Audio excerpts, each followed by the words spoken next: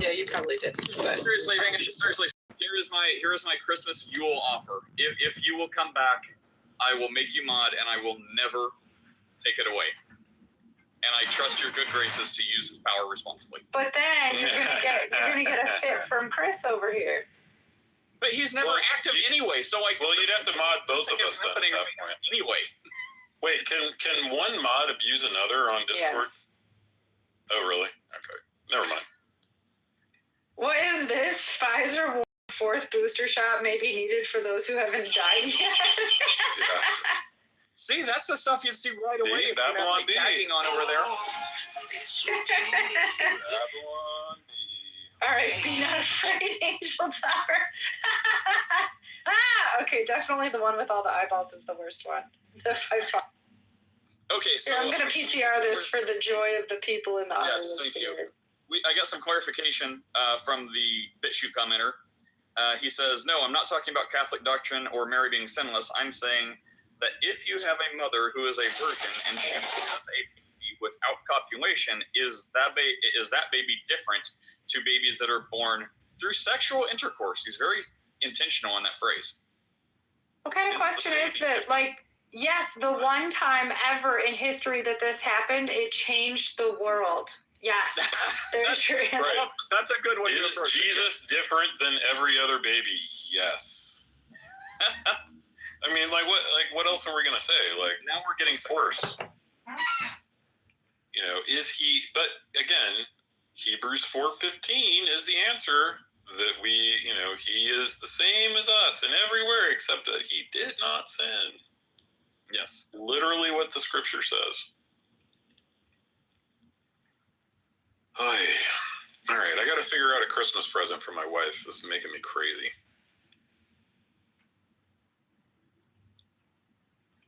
Oh, yeah, good. All right, I did get her. I mean, this is not her main thing, but I did get her a La Crusette,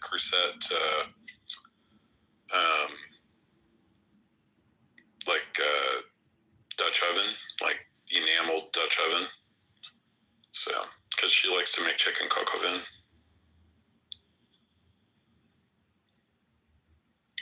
which I taught her how to make.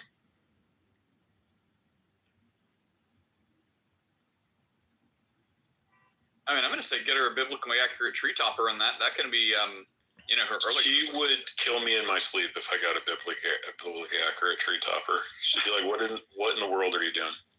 This is supposed to be nice, not terrifying. I'd have to get the biblically accurate tree topper with the voice recording that says, be not afraid. Be not afraid. Be not afraid.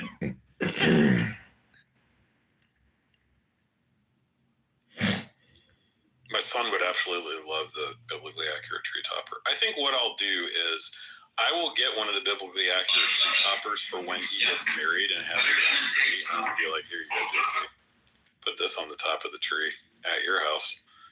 And he's going to be like, yes. And whatever lady chooses to marry him is going to just shake her head and be like, fine, whatever.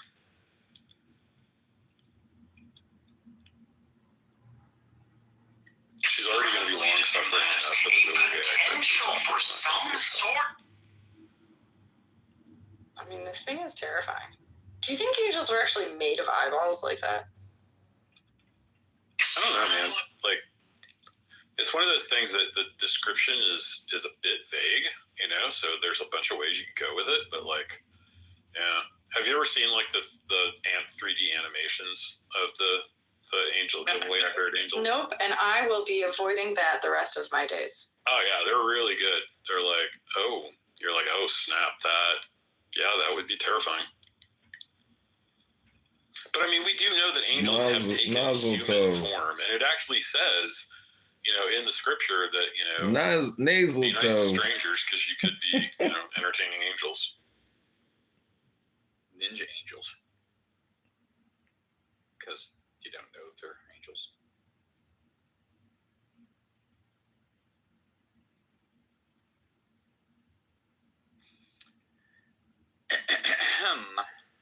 Well.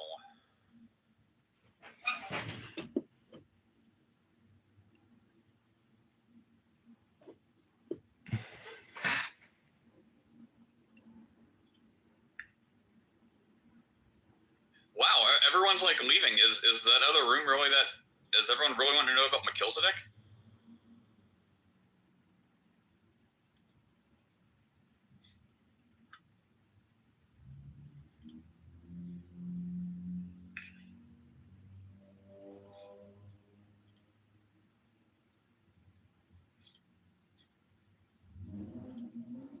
Sorry, I was changing my PTR back from the biblically accurate angel.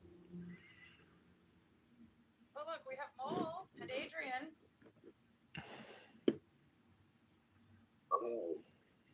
Steph, please accept my heartfelt request to return, and you'll never have been. You realize I didn't do it because I was mad at anyone, right? Like, I was only trying to get peace. I know. Everyone was like losing their minds, but it's dead anyway, so it doesn't matter. So like, it's a net positive no matter what you do. If you show up and kick me off my own server, that's fine. I would not kick you off. You first of all, you're the head bot. I couldn't do that. Second of all, yeah, I could abuse Chris and he could abuse me equally if we were both mods. No, there's no other mod. You will be the only other mod. Oh, really? I told you that. No one is mod. Why am I not a mod yet? Oh, remember how I let all those Catholics in there? And then you didn't like that either? Oh no, I just got in a tussle with that Ito guy. Nate. Wait, you got in an argument with Ito? Nate, can you move Yeah. on? He was what, Mavis? I need mods.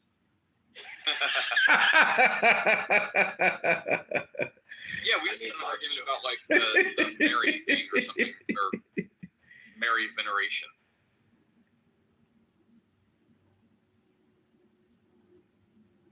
Don't mess with her. You need to grade her. She helps you. And that's what some say. Yeah, that's my people. In the words Catholics. of, what's his face from Hamilton? Nope, I lost it. Lin-Manuel Miranda. In the words of Lin-Manuel Miranda, she's super dead.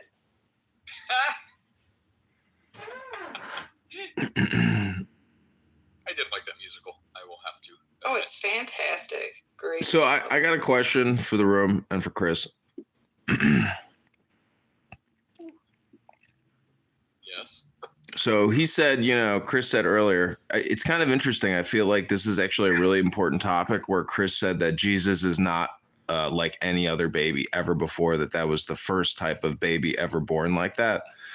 So my question is, was Christ a man who became God, or was he God who became man, who became God?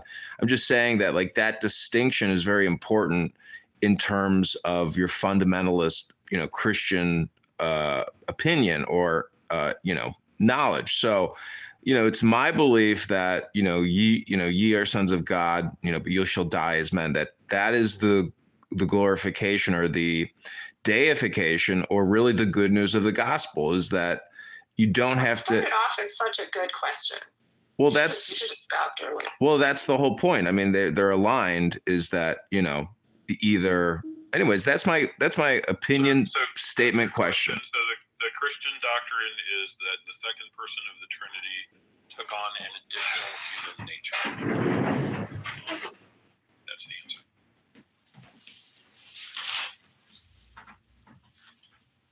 Yes. So, pre-existent, second person of the Trinity, eternal, Yahweh, took on a humbling of human nature. There is no other Christian position. If you hold a position other than that, you are outside of Christendom. Correct. Guys, I have to run. Do you all have to run as well? Yeah, I'll probably close it if you leave, unless Chris, do you want to stay? Not really. I got things to do. About to go listen about Melchizedek for the next couple hours. Give me mod stuff, and I'll No, son. Nope. Adrian and I will hold it down. We'll hold it down here. You can mod us. I get no love. All right, Steph. Yeah, so I guess I'll go ahead and end it. I wish you guys got here earlier. We were looking for other people to play with. Yeah. So I invited you. I hope you will prayerfully consider coming back. Bring as many Catholics and whatever as you want. And we'll see you guys all later. Thank you. Bye. That came to the room. Mavis, I'll start it. Oh wait, what's going on? I'm throwing my computer shooting off sparks. Oh no, I want to make you on so bad. Wait, I got a question, Steph. Quick. Steph, you said you're not baptized? Yo, this room's about to end. Oh, sorry, I just got back from the kitchen. Okay, have a great day, everybody. Yeah, have a good day. On a serious note.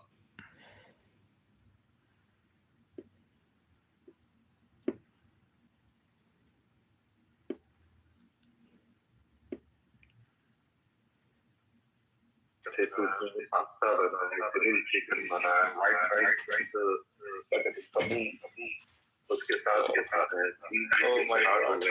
तो इतना काम अकेले करते हैं या मतलब साथ कोई आपको हेल्पिंग के लिए भी है, हेल्पर्स भी हैं?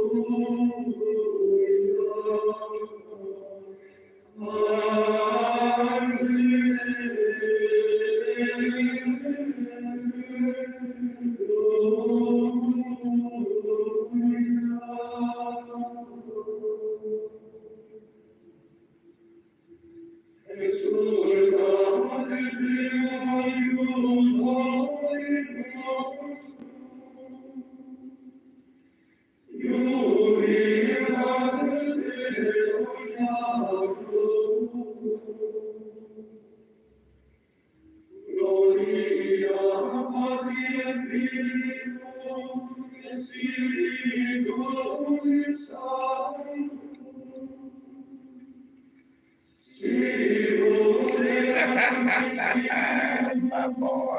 That's my boy.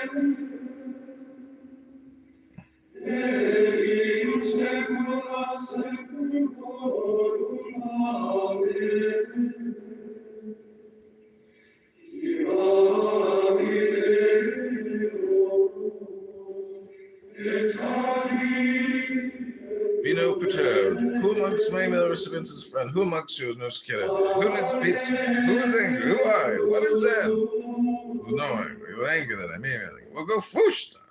What is Fushta? Let me Google that for you. All is the best. Go see. Pizza Gate is real. 9/11 is fake.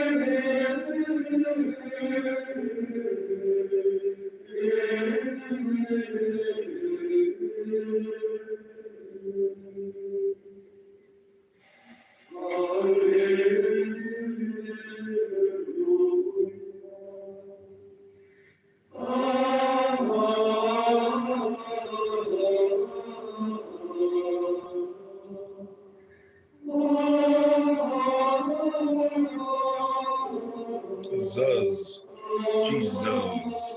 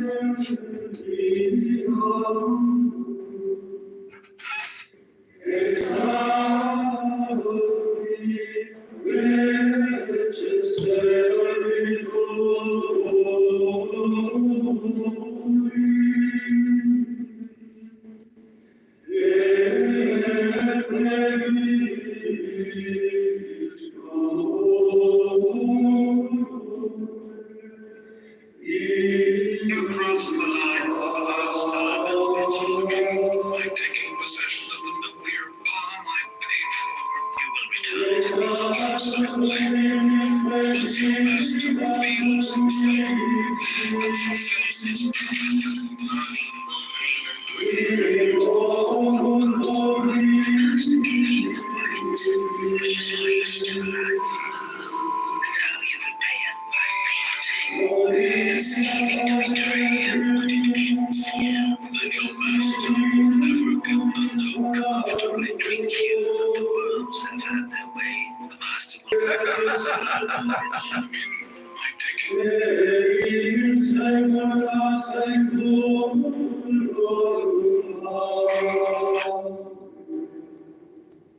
If Commodus was one of the worst,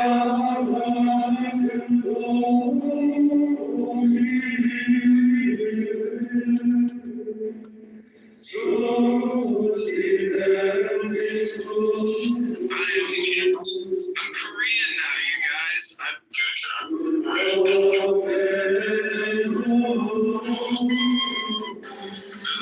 If Commodus.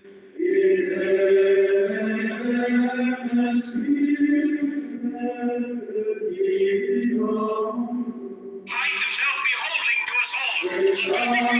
Lucas here, this Caesar was a tyrant. That's certain.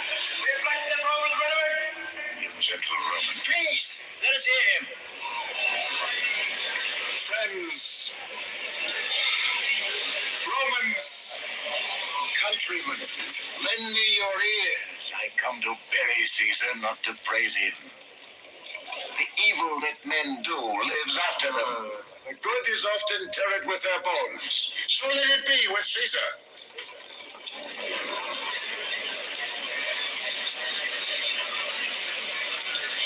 The noble Brutus have told you Caesar was ambitious. If it was so, it was a grievous fault.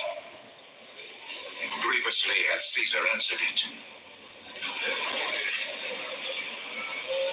Here, under leave of Brutus and the rest, but Brutus is an honorable man. So are they all honorable men. Come I to speak in Caesar's funeral. He was my friend, faithful and just to me. But Brutus says he was ambitious. And Brutus is an honorable man. He hath brought many captives home to Rome, whose ransoms did the general coffers fill. Did this in Caesar seem ambitious?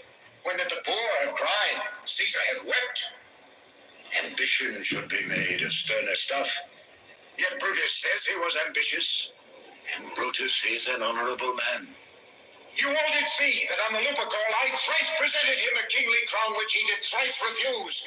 Was this ambition? Yet Brutus says he was ambitious.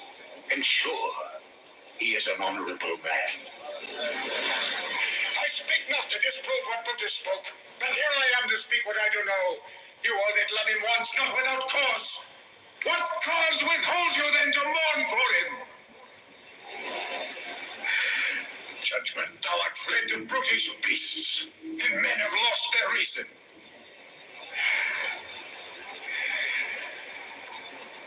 Bear with me. My heart is there with Caesar, and I must pause till it come back to me.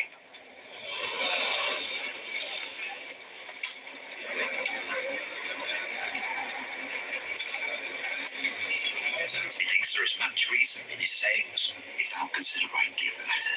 Caesar has had a great wrong. Has he, masters? I fear there will a worse come in his place. Mark his words. He would not take the crown. Therefore, he certainly was not ambitious. There is not a nobler man in Rome than Antony. But yesterday, the word of Caesar might have stood against the world. Now lies he there, and none so poor to do him reverence. Oh, masters, if I were disposed to stir your hearts and minds to mutiny and rage, I should do Brutus wrong and Cassius wrong, who you all know are honorable men. I will not do them wrong. I'd rather choose to wrong the dead, to wrong myself and you, than I would wrong such honorable men. But here's a parchment with the seal of Caesar. I found it in his closet. It is his will. Let but the commons hear this testament, which, pardon me, I do not mean to read. And they would go and kiss dead Caesar's wounds and dip their napkins in his sacred blood. Yea, beg a hair of him for memory, and dying mention it within their wills.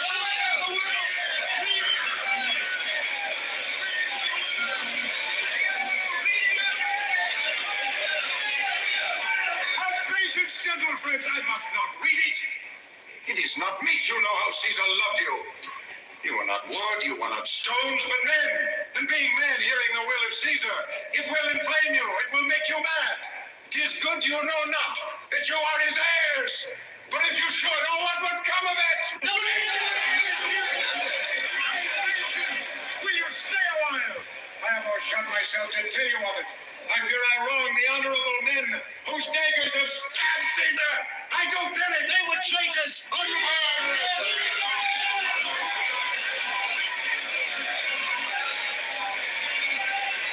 You will compel me then to read the will. Then make a ring about the corpse of Caesar and let me show you him that made the will. Shall I descend, and will you give me leave?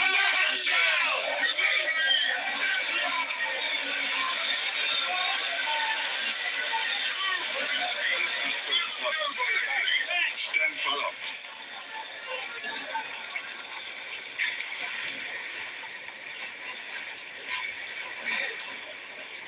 You all do know this mantle. I remember the first time ever Caesar put it on. It was on a summer's evening in his tent. That day he overcame the Nervii. Look, in this place ran Cassius' dagger through. See what a rent the envious Casca made. Through here the well-beloved Brutus stands. And as he plucked his cursed steel away, mark of the blood of Caesar followed it. For Brutus, as you know, was Caesar's angel.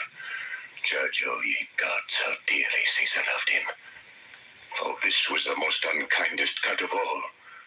For when the noble Caesar saw him stab, ingratitude more strong than traitor's arms quite vanquished him, and burst his mighty heart, and in his mantle muffling up his face, even at the base of Pompey's statue, which all the while ran blood, great Caesar fell. Oh, what a fall was there, my countrymen. And I and you and all of us fell down, whilst bloody treason flourished over us. Kind soul, what weep you when you but behold our Caesar's vesture wounded? Look you here!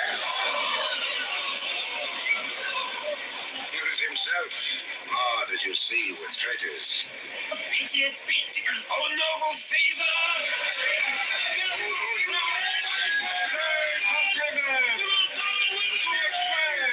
Sweet friends! Let me not stir you up to such a sudden flood of mutiny. They that have done this deed are honorable. What private griefs they have, alas, I know not that made them do it. They are wise and honorable and will no doubt with reasons answer you. I come not, friends, to steal away your hearts.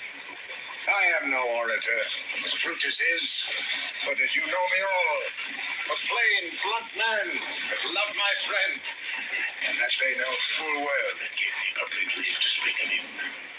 For I have neither wit, nor words, nor power of speech to stir men's blood. I only speak right on. I tell you that which you yourselves do know. Show you sweet Caesar's wounds, poor dumb mouths, and bid them speak for me. But were I Brutus and Brutus Antony, ere were an Antony would ruffle up your spirits and put a tongue in every wound of Caesar's that should move the stones of Rome to rise and mutiny! You hear me, countrymen? You hear me speak? Why, friends, you go to do you know not what? Wherein hath Caesar thus deserved your love? Alas, you know not. I must tell you then. You have forgot the will I told you of. Here's the will. And under Caesar's seal, to every Roman citizen he gives, to every several man, 75 drachmas. Moreover, he hath left you all his walks, his private arbors and new planted orchards on this side Tiber. He hath left them you and to your heirs forever, common pleasures to walk abroad and recreate yourselves. Here was a Caesar, when comes such another?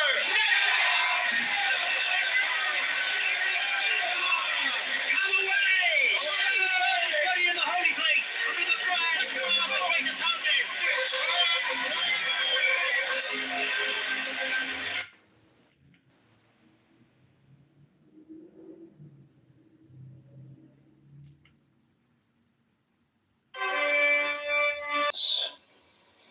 Dear Lady, blessed Mother of God, comfort my wife and little child, and forgive me for them.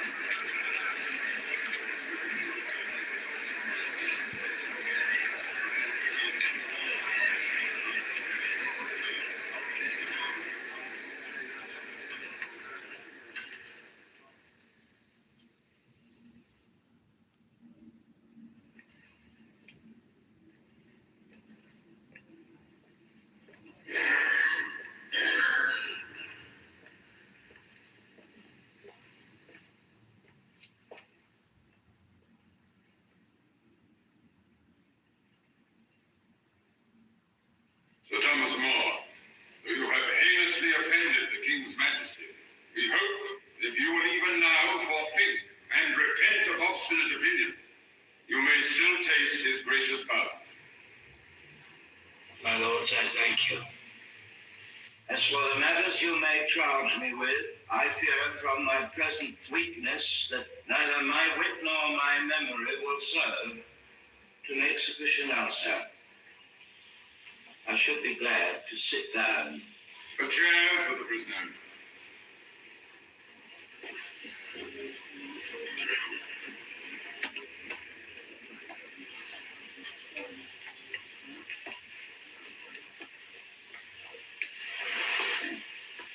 Master Secretary Cromwell, have you the charge? I have, my lord. Then read the charge. did willfully and maliciously deny and deprive our liege Lord Henry of his undoubted certain title, Supreme Head of the Church in England. But I have never denied this title. At Westminster Hall, at Lambeth, and again at Richmond, you stubbornly refused the oath. Was this no denial? No, this was silence. And for my silence, I am punished with imprisonment. Why have I been called again? On the charge of high treason, Sir Thomas, for which the punishment is not imprisonment. Death comes for us all, my lords. Yes, even for kings he comes. The death of kings is not in question, Sir Thomas. Nor mine, I trust, until I'm proven guilty. Your life lies in your own hands, Thomas, as it always has. Is that so, my lord? And I'll keep a good grip on it.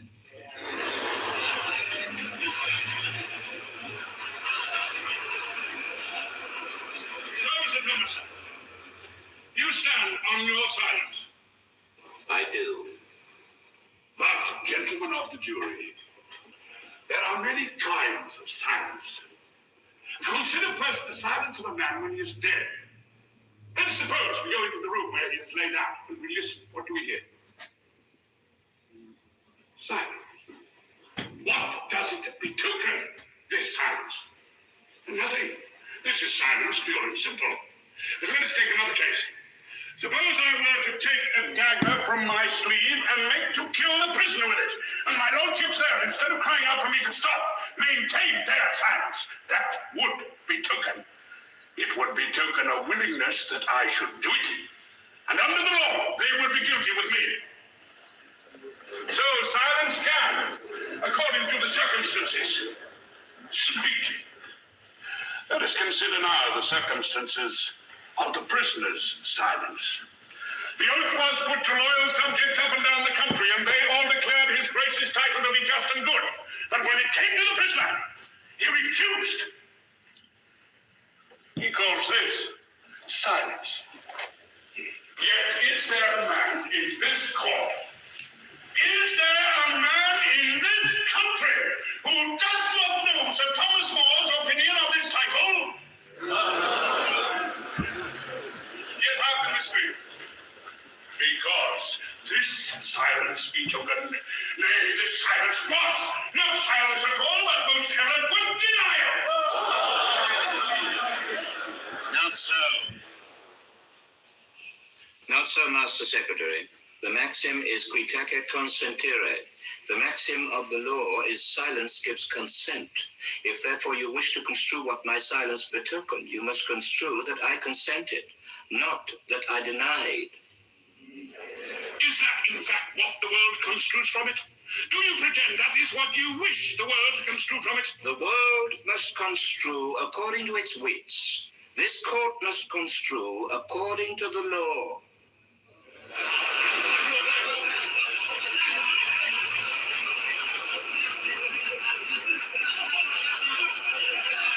I wish to call Sir Richard Rich. Richard Rich, come into court. Richard Rich.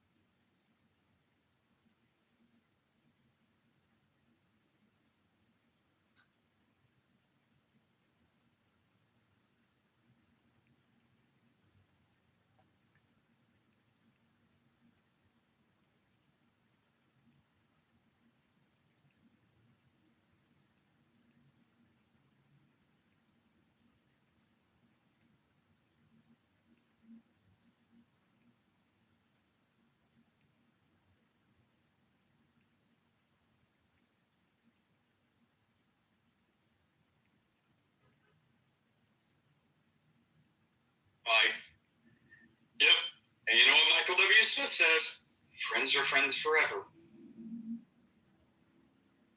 Bring it over to my place. Dance what a girl wants. Are you ready? Just like that.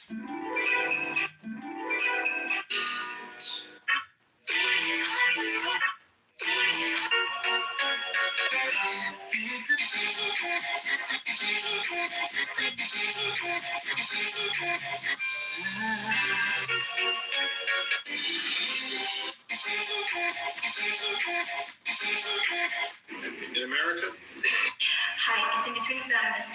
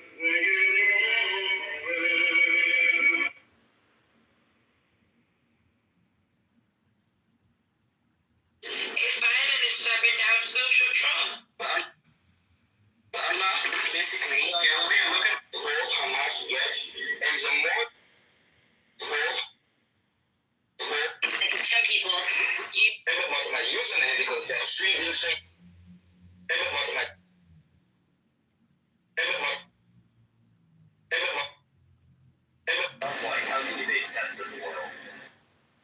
Oh boy, how do they? The doctor, my GP, what we call characteristic fashion, named it after himself, called the autoimmunity.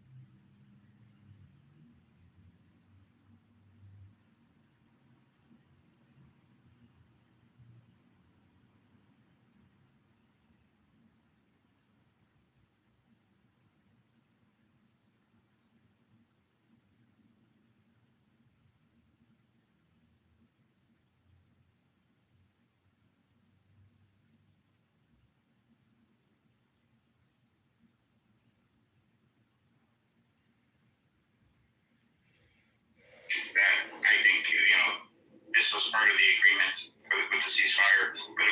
So Abraham and Sarah were blessed with their son. At every point of the pandemic. Oh man, you fucking Gulf Spring. What's happening? It is so dead. The energy shields. Yes, all three of them, by the way. Yes. Yeah, this one's good though. Yeah, it's like 1, 2.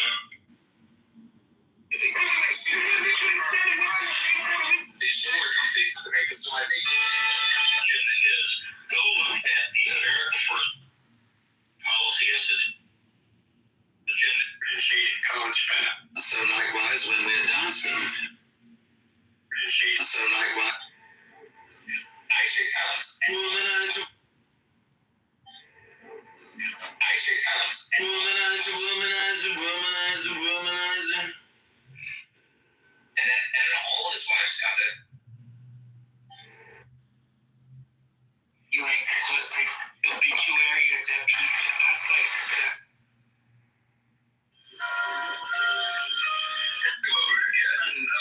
It does, of course.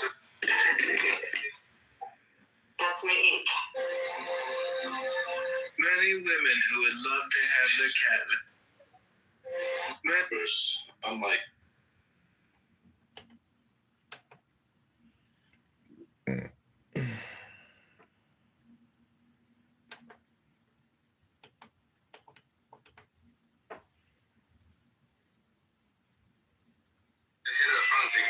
Behold, there are 3 ordeals in one. It may be given in 3 ways. And a little.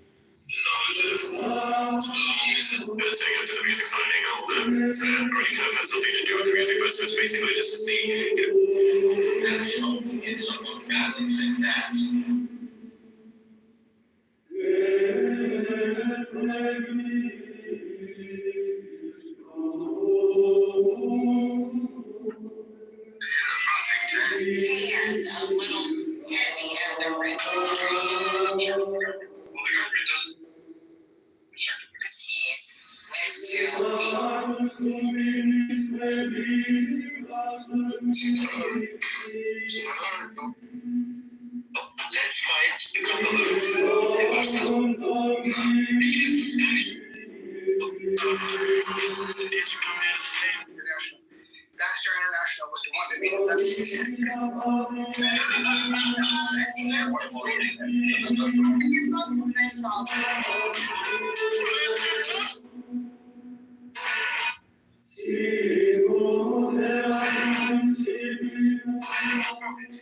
And so what it does is you get back house.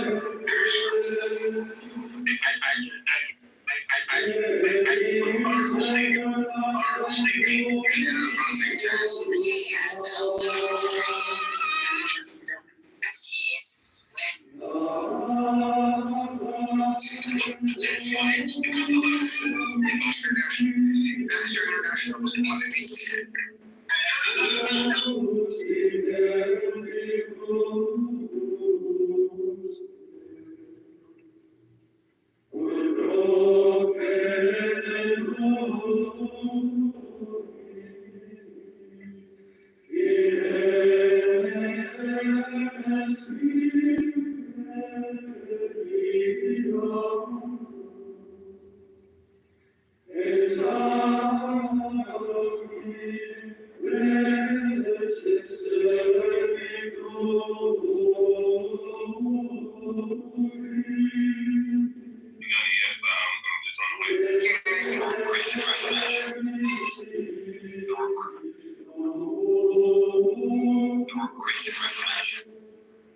You know, the people are paying the hotel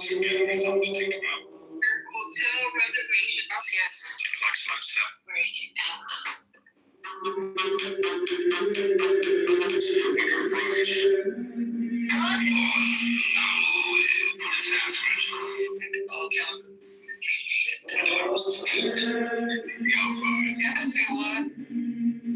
It's hypnosis. It's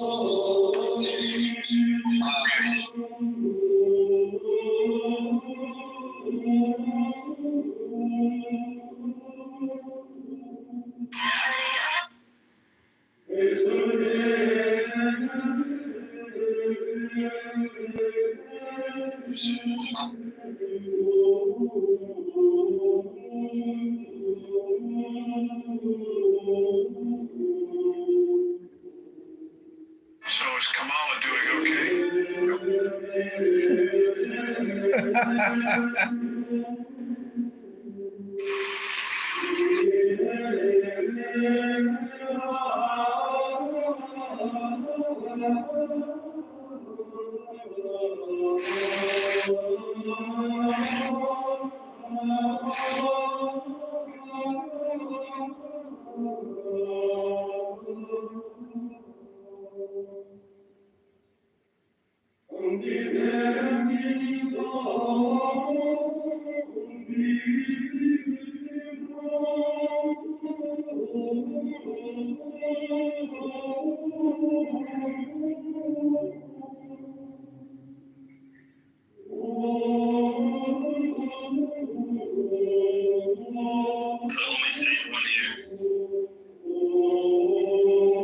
I can't even do my own job.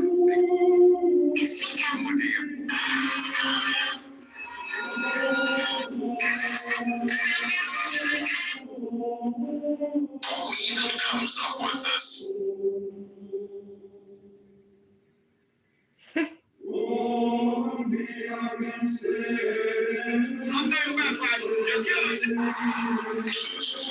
So this is something kind of amazing. This is. Does anybody have a phone? I can borrow it. Okay, this is it. Okay, everybody, we are here in beautiful Moab.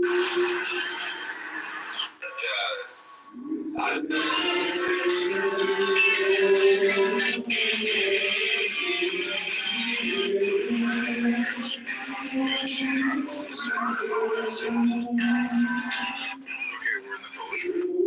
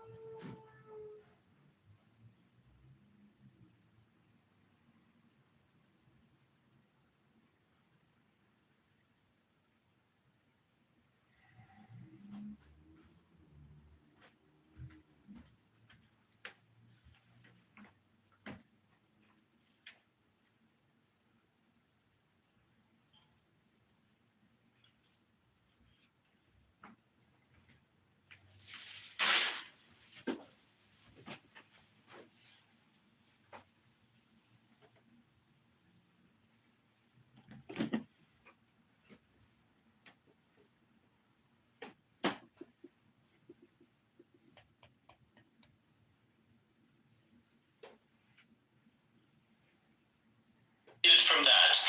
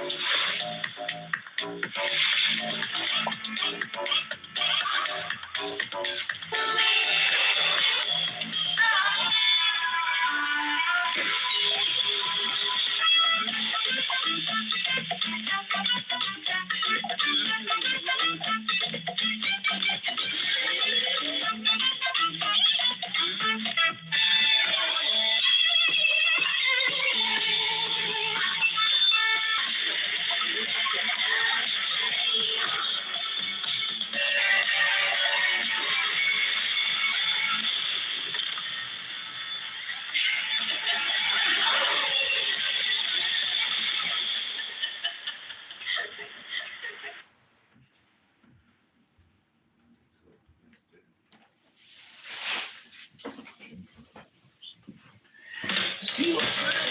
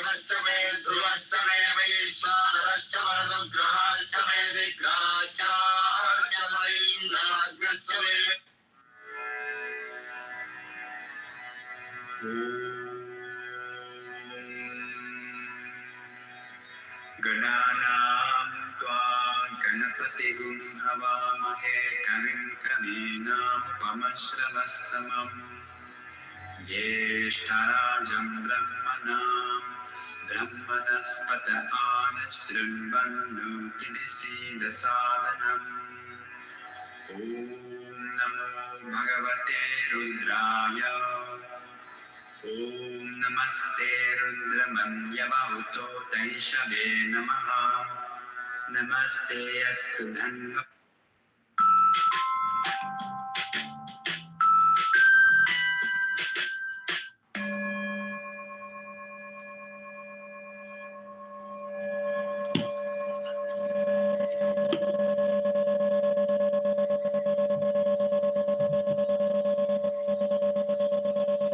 Meditation can be practiced anytime and anywhere. Begin by inviting your mind into the room that you're in right now. And then invite your mind and your heart to notice how your body is feeling. You invite the heart in to join the mind so that whatever it is that you notice in your body is accepted and related to with a very kind view.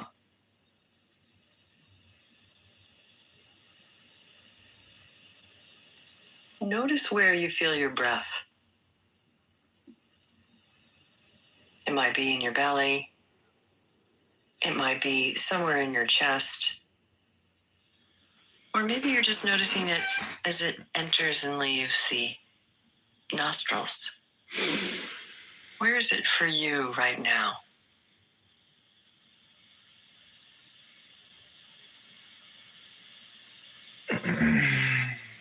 Now draw your awareness to the soles of your feet. Feel your toes. See if you can notice where your toes touch or where there might be space between your toes.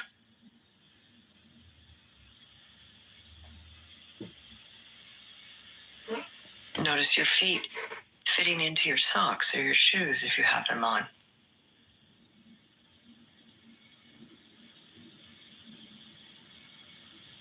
And notice the floor beneath your feet or the ground.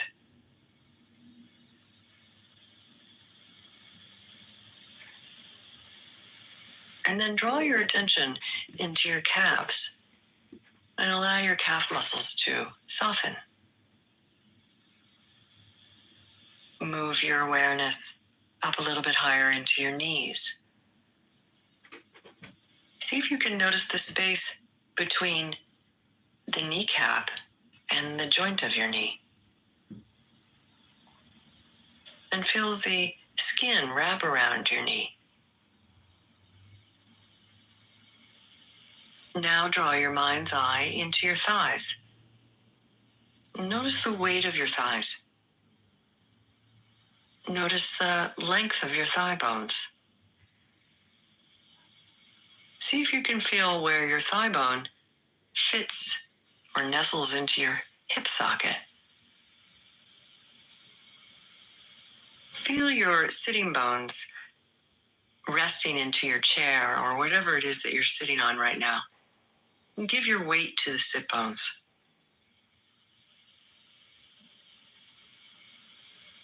And then draw your attention to your belly and let your belly be very soft. Notice your spine. Notice how your spine is holding you up. No need to rearrange it. Just notice the sensation of one vertebra on another, all the way up through your neck to the base of your skull.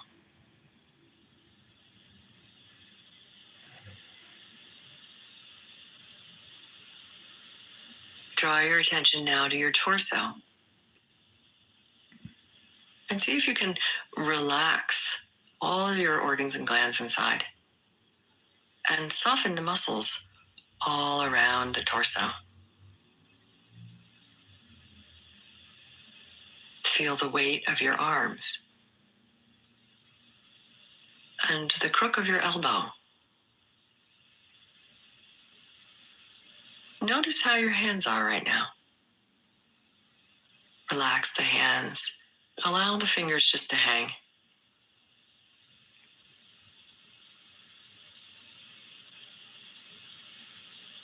And then soften the root of your tongue. And relax your throat and neck. And then draw your awareness to the tip of your tongue as it very lightly touches the roof of your mouth or the back of your teeth. Allow your jaw to be somewhat slack and the skin on your face to soften.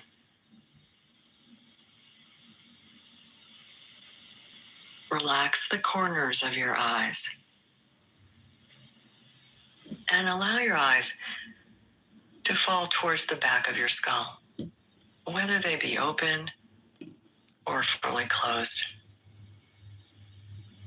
Imagine your scalp relaxing and your skull widening.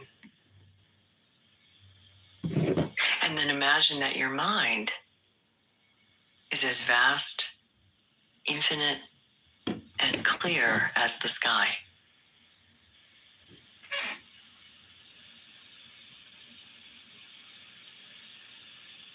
Now deepen your breath. Allow your breath to be long, slow, and smooth. Long inhale and a complete exhale. And when you're ready, allow your eyes to open again. And feel this delicious weight in your body. Feel the softness in your mind. Notice this clarity that can come from just a few moments of checking into your body. You can do this anytime and anywhere. May it be helpful to you.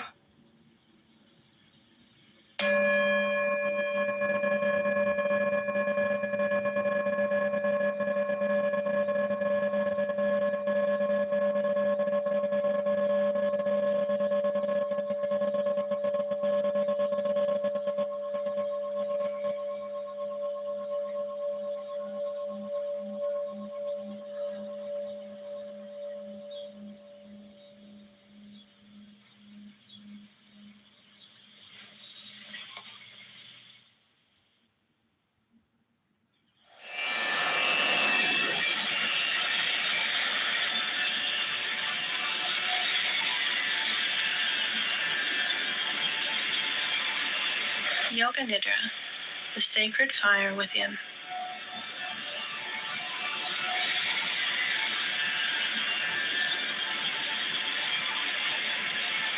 Yoga Nidra means waking sleep. It is best to practice this meditation in a very comfortable position. Lie down on your back. Support your head and knees with pillows or blankets. Place your arms by your sides with your palms turned up. Take a moment now to get settled. Adjust your clothing or blankets and soften your breathing.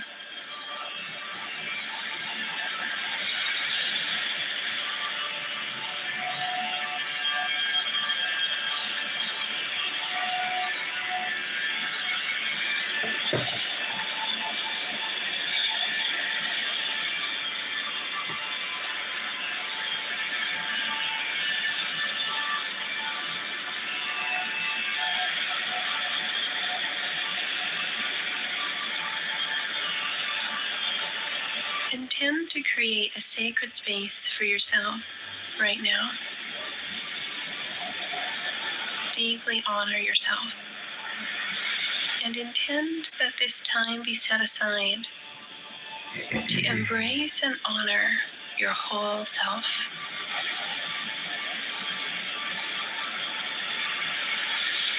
Also take time to honor your body.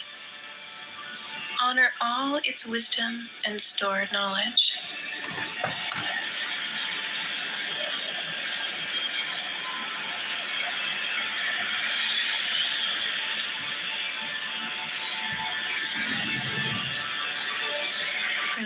relax a little deeper.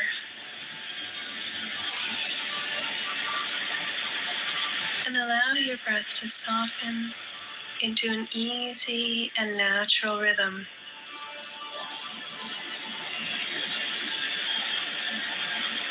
Soft, easy, and relaxed breathing.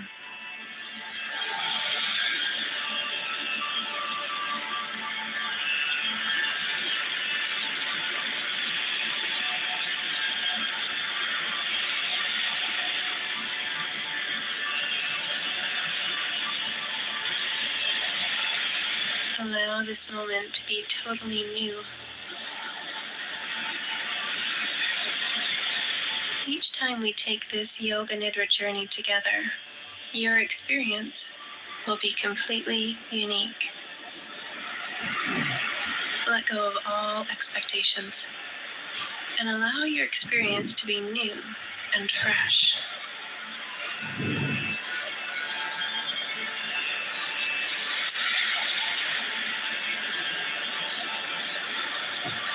Visualize that you are in a very sacred space.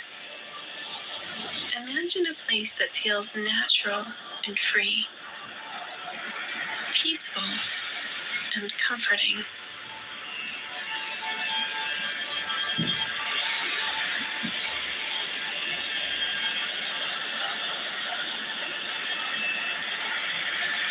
Allow your intuition to choose a space for you. Let an image or feeling arise for you spontaneously. And then connect with this space deeply on the heart level.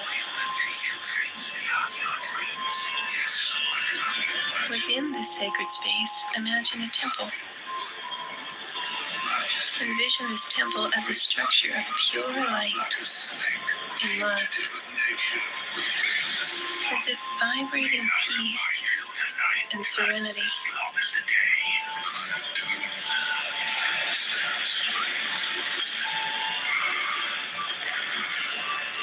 Visualize that you are now walking into this temple. Walking into a space of total love.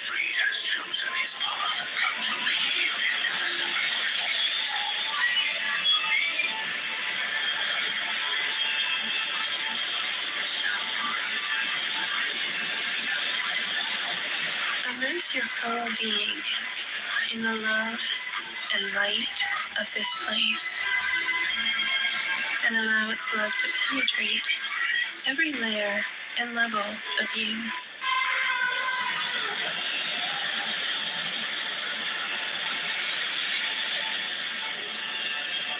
Imagine that right in the very center of this sacred temple, there is a fire burning. Let your intuition lead you. You may envision the flames to be mystical in nature. Perhaps they are blue, or maybe yellow or green. Let your own creative spark speak to you now.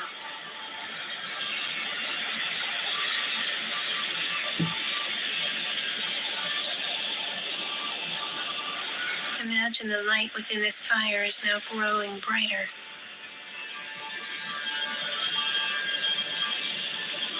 In your mind's eye, see or feel this flame of pure love glowing brightly and strongly.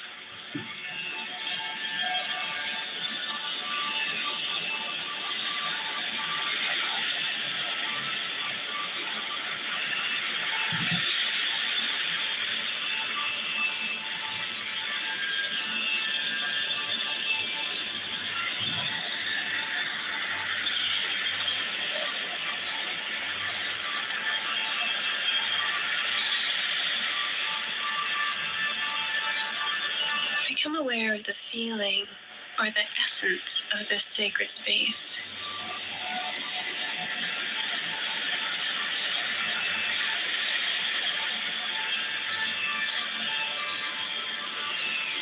Feel or imagine a loving presence within this space and invoke a feeling of gratitude understanding, and tenderness.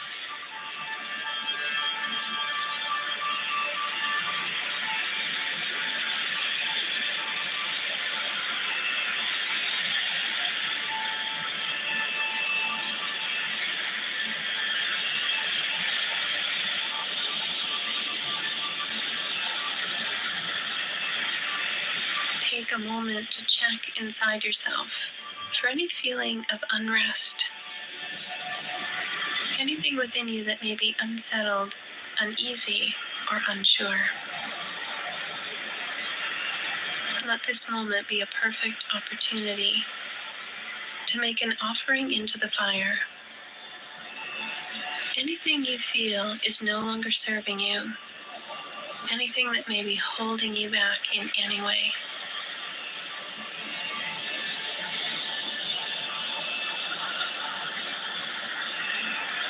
Trust that the fire is consuming your offerings and transmuting them into an energy of pure love and acceptance. It does not pick and choose. It will simply take what you offer and burn it completely. Trust that whatever you are offering now will be made new for you, purified and clarified by the light of love.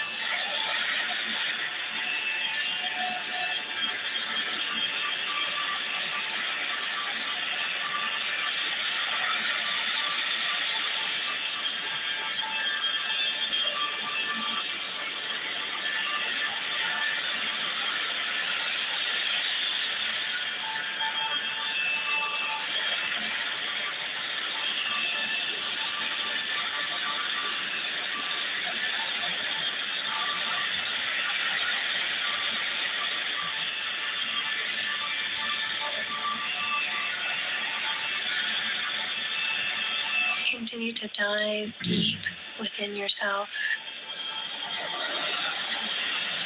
Notice now if you have anything left to offer. Anything at all that is ready to be purified.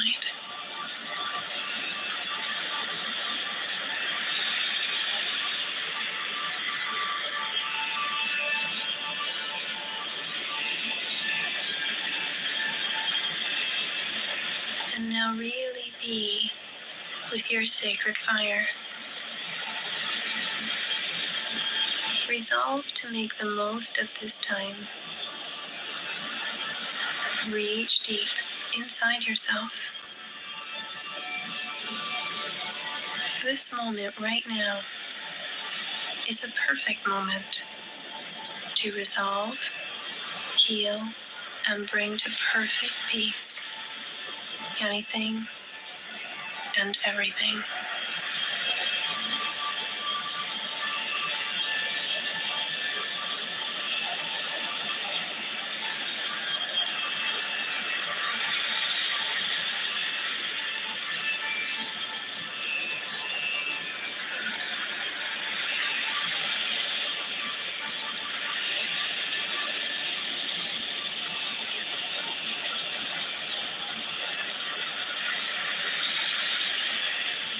Purifying power of this flame is unlimited by its very nature. Imagine yourself placing any energies of unease into the fire one by one.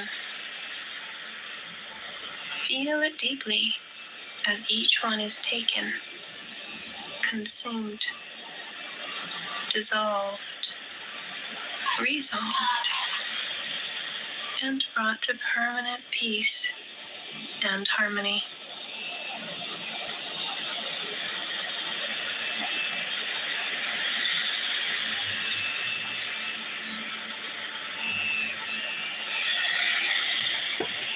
Look into all hidden corners. Anything within you that just wants to be free. Anything within you that wants to rest in love. This is the time now and the space where anything is possible.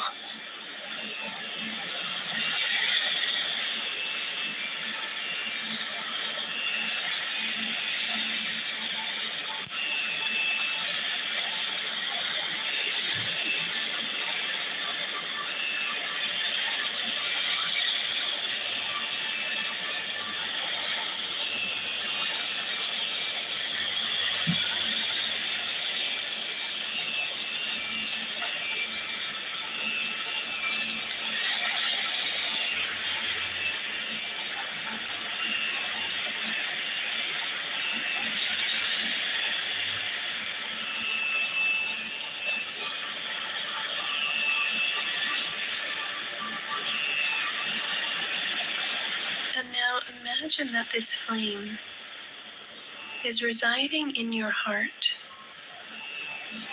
and is settling down to remain here and burn permanently. Draw the flame, the temple, and its loving presence within you. Deep inside your own sacred heart space.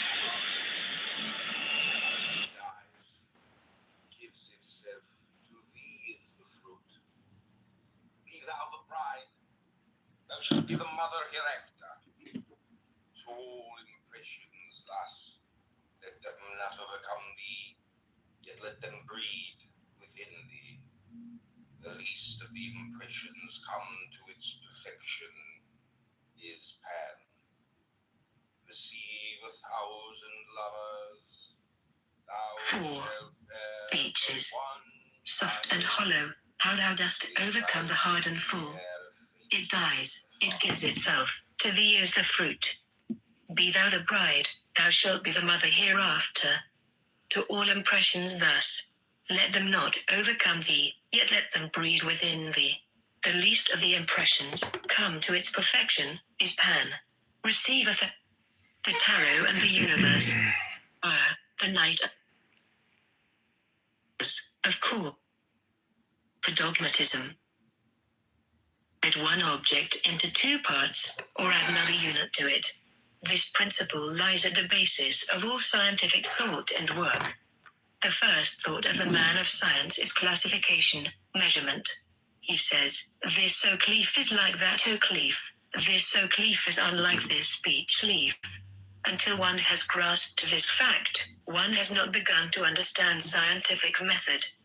The ancients were fully cognizant of this idea. The Chinese, in particular, based their whole philosophy on this primary division of the original nothing. One must begin with nothing, otherwise the question would arise, whence came this postulated something? So they wrote the equation, 0 equals plus 1 plus minus 1, 0 equals plus 1 plus minus 1. Plus 1 they called the yang, or male principle, minus 1, the yin or female principle. These then combine in varying proportion, giving the idea of heaven and earth in perfect balance, the sun and the moon in imperfect balance, and the four elements in unbalanced form. See diagram at right.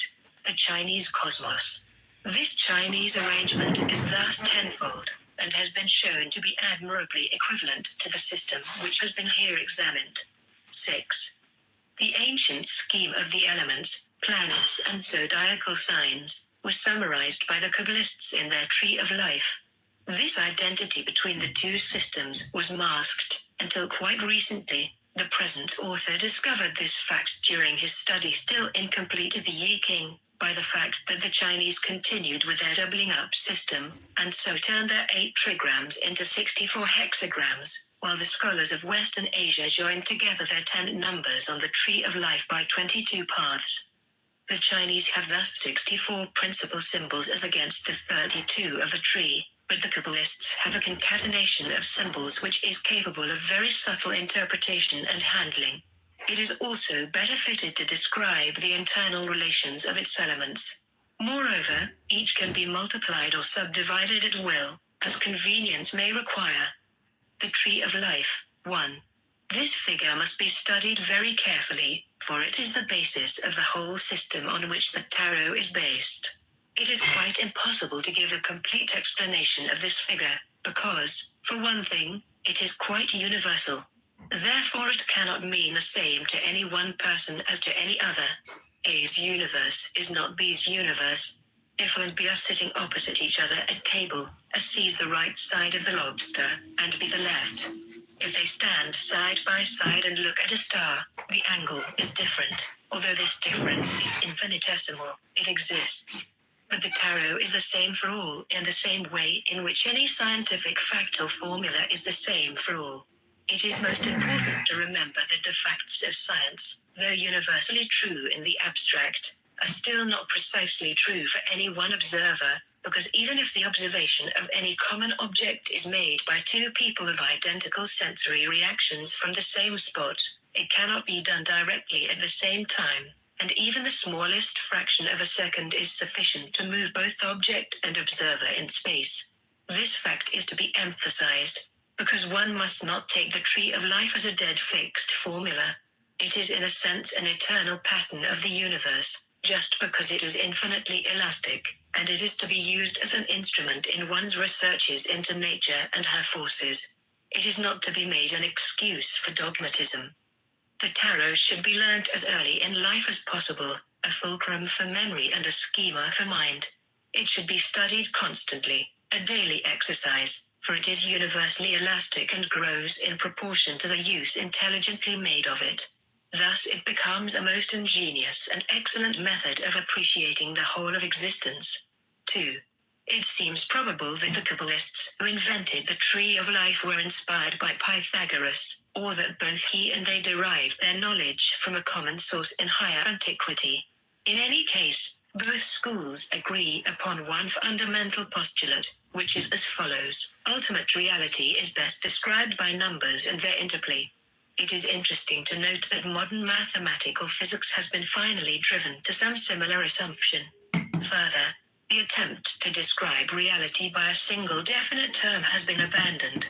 Modern thought conceives reality under the image of a ring of 10 ideas, such as potential, matter, and so on. Each term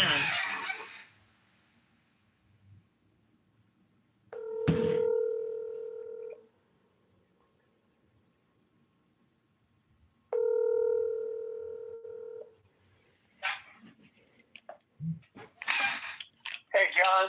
Hey, Ken, how you doing? I'm doing okay. How about you?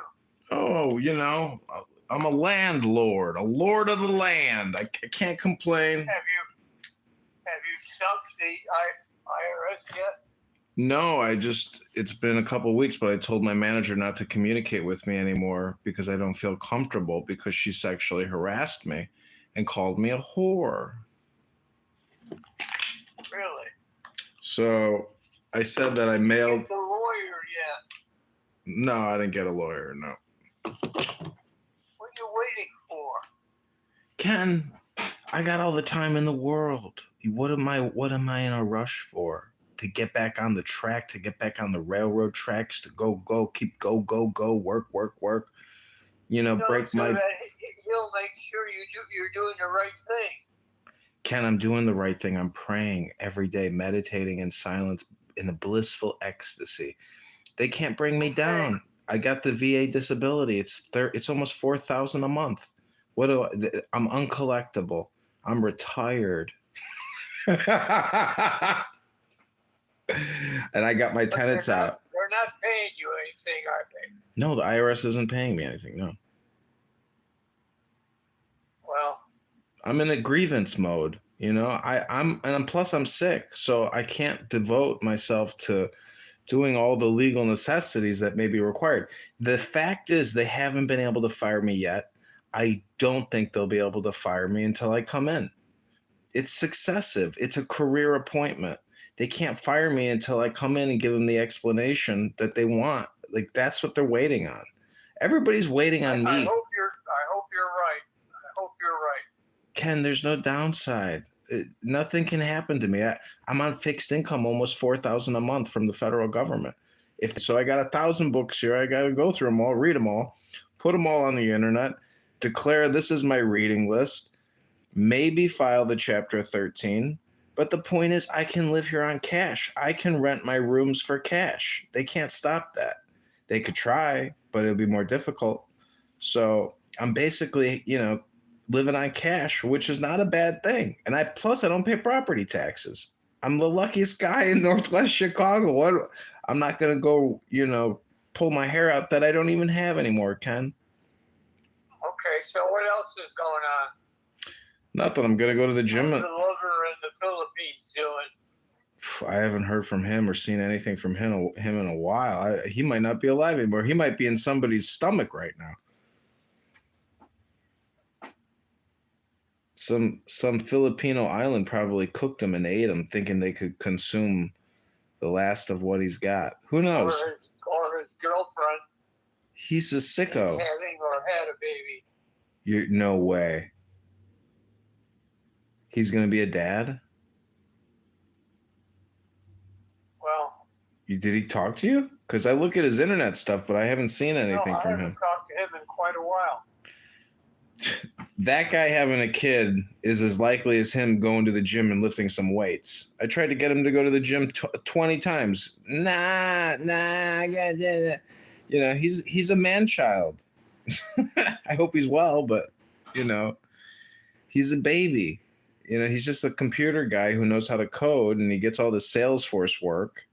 But you think he's happy running around with some 13-year-old in the Philippines? It's like, is that a vacation? He's mental. That's insanity. Go to Miami. Go to Los Angeles. Go somewhere and just have a vacation. But like what he's doing is like, running around the third world. It's dangerous, and it's a waste of his time. He's asking for trouble. He's already in trouble. Like he's mentally effed. You know what I'm saying? He's borderline autistic. I don't know how to describe it. He has a brace on his wrist. It's like, what happened to you? Do some yoga, sit in the sun, go to the gym. I don't know. He's retarded in my opinion. But he's also super political. I gotta say, he is insanely political. He hates Israel. As far as your life is concerned, things are good. Yeah, my gravity is very powerful. I helped this black Marine veteran one time. I bought him an RV in Los Angeles for $1,600. He lived in that thing for many years, and I said he parked it by this fancy gym. I said, Lorenz, how have you stayed here for so many years? He said, I got staying power. So I'm just saying I got staying power. So do you, Ken. That's why we're talking right now. You got a lot of strength in you yet, Ken. So yesterday and Monday, my one daughter and son-in-law set up a desk and my computer in my room. Mm-hmm. So Monday, I couldn't get the computer going. And then my other daughter came in, she got it going. Oh, nice. So yesterday, I had a struggle to get out of bed, get to the desk. John, it was terrible. What, the computer or your body? My body trying to get the computer going. Yeah, it'd be so much, don't worry about the laptop. What you needed to do is just use a smartphone and rely on that because it's so easy to use now. You know, it's so easy to use a smartphone. You could have so much fun and, you know, get your stuff together with your communication, because that's all you're really trying to do is communicate with people now, you know, but you could do it on the cell phone. But getting up and getting out of bed, you know, and trying to get on the ground if you can. I mean, you know, your physical therapy is like a journey now. You can get stronger, you know, be patient, be kind to yourself. Because I'm in COVID, I'm not doing any more physical workouts. Well, don't worry about COVID, because that's a scam. Only thing you can do is try to move. You have to have willpower. There's nothing else that can help you other than your own willpower of yourself. You still have a flame within you. You got to use that flame within you and push, and communicate, and just, you know, try to enjoy your ride, enjoy your food. You know, if everything is paid for and you know, nothing is stressful. That's what I'm trying to do, John. That's what I'm trying to do. Yeah. Well, stay active and use a cell phone. You know, if you have do you have a smartphone now, or are you using a flip phone? Mr. Kenna? Okay, Ken. Trying you from side to side, okay? Okay, Ken. Talk to you soon. God bless. Bye. He can't get out of bed. Holy shit.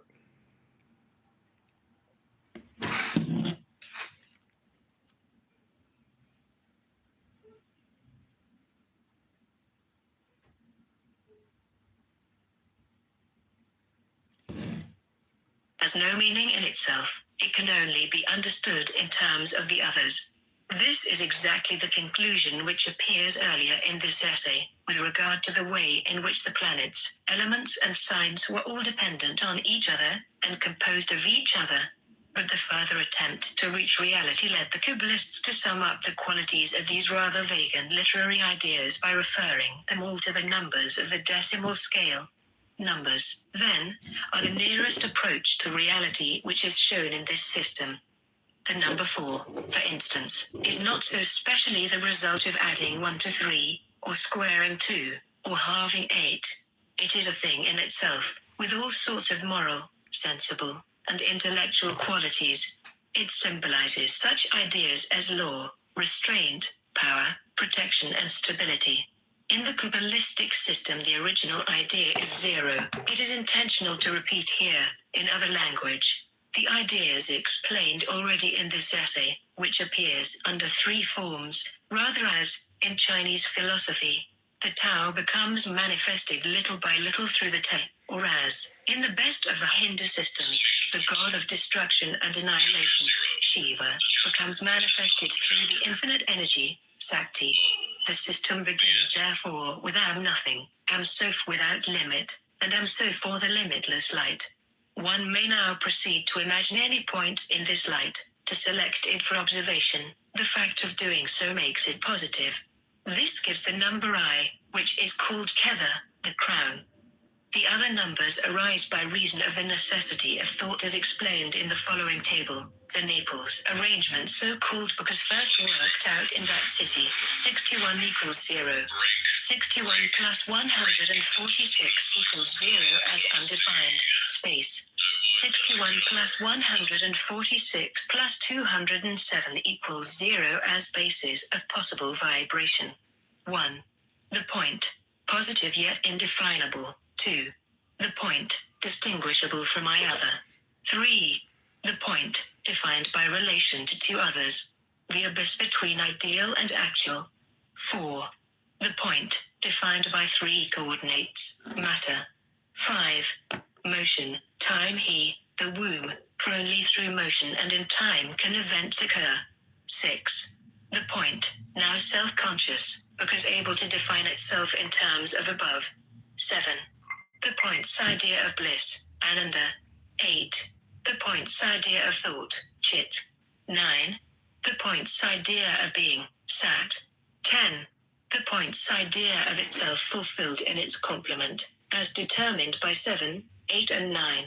It will be seen from the above that by means of these 10 positive numbers, but not by any lesser number, one can arrive at a positive description of any given object or idea. So far, the argument has been erected on a rigid, mathematical basis, with only the slightest tincture of philosophy to give it form. But it is at this point that, for the purpose of describing the object's thought and sense, one is compelled to join hands with the astrologers. The problem now is to assign to pure number the moral ideas which go with it. This is partly a matter of experience, partly tradition derived from older experience. It would be unwise to discard tradition with complete contempt, because all thinking is bound by the laws of the mind itself, and mind has been formed rough thousands of years of evolution in each man by the thoughts of his ancestors. The cells of all living brains are just as much the children of the great thinkers of the past as the development of the organs and limbs. There are very few people today who have heard of Plato and Aristotle. Not 1 in 1,000, perhaps 10,000, of those have ever read either of them, even in translations. But there are also very few people whose thinking, such as it is not conditioned by the ideas of those two men. In the Tree of Life, therefore, is found the first attempt to connect the ideal with the actual. The Kabbalists say, for example, that the number 7 contains the idea of Venus, and the number 8 that of Mercury, that the connecting path between I and 6 refers to the moon, and that between 3 and 6 to the sign of Gemini. Then what is the true meaning, in the category of the real, of these planets and signs? Here again one is faced with the impossibility exact definition, because the possibilities of research are infinite. Also, at any moment in any research, the one idea merges into the her and clouds the exact definition of the images.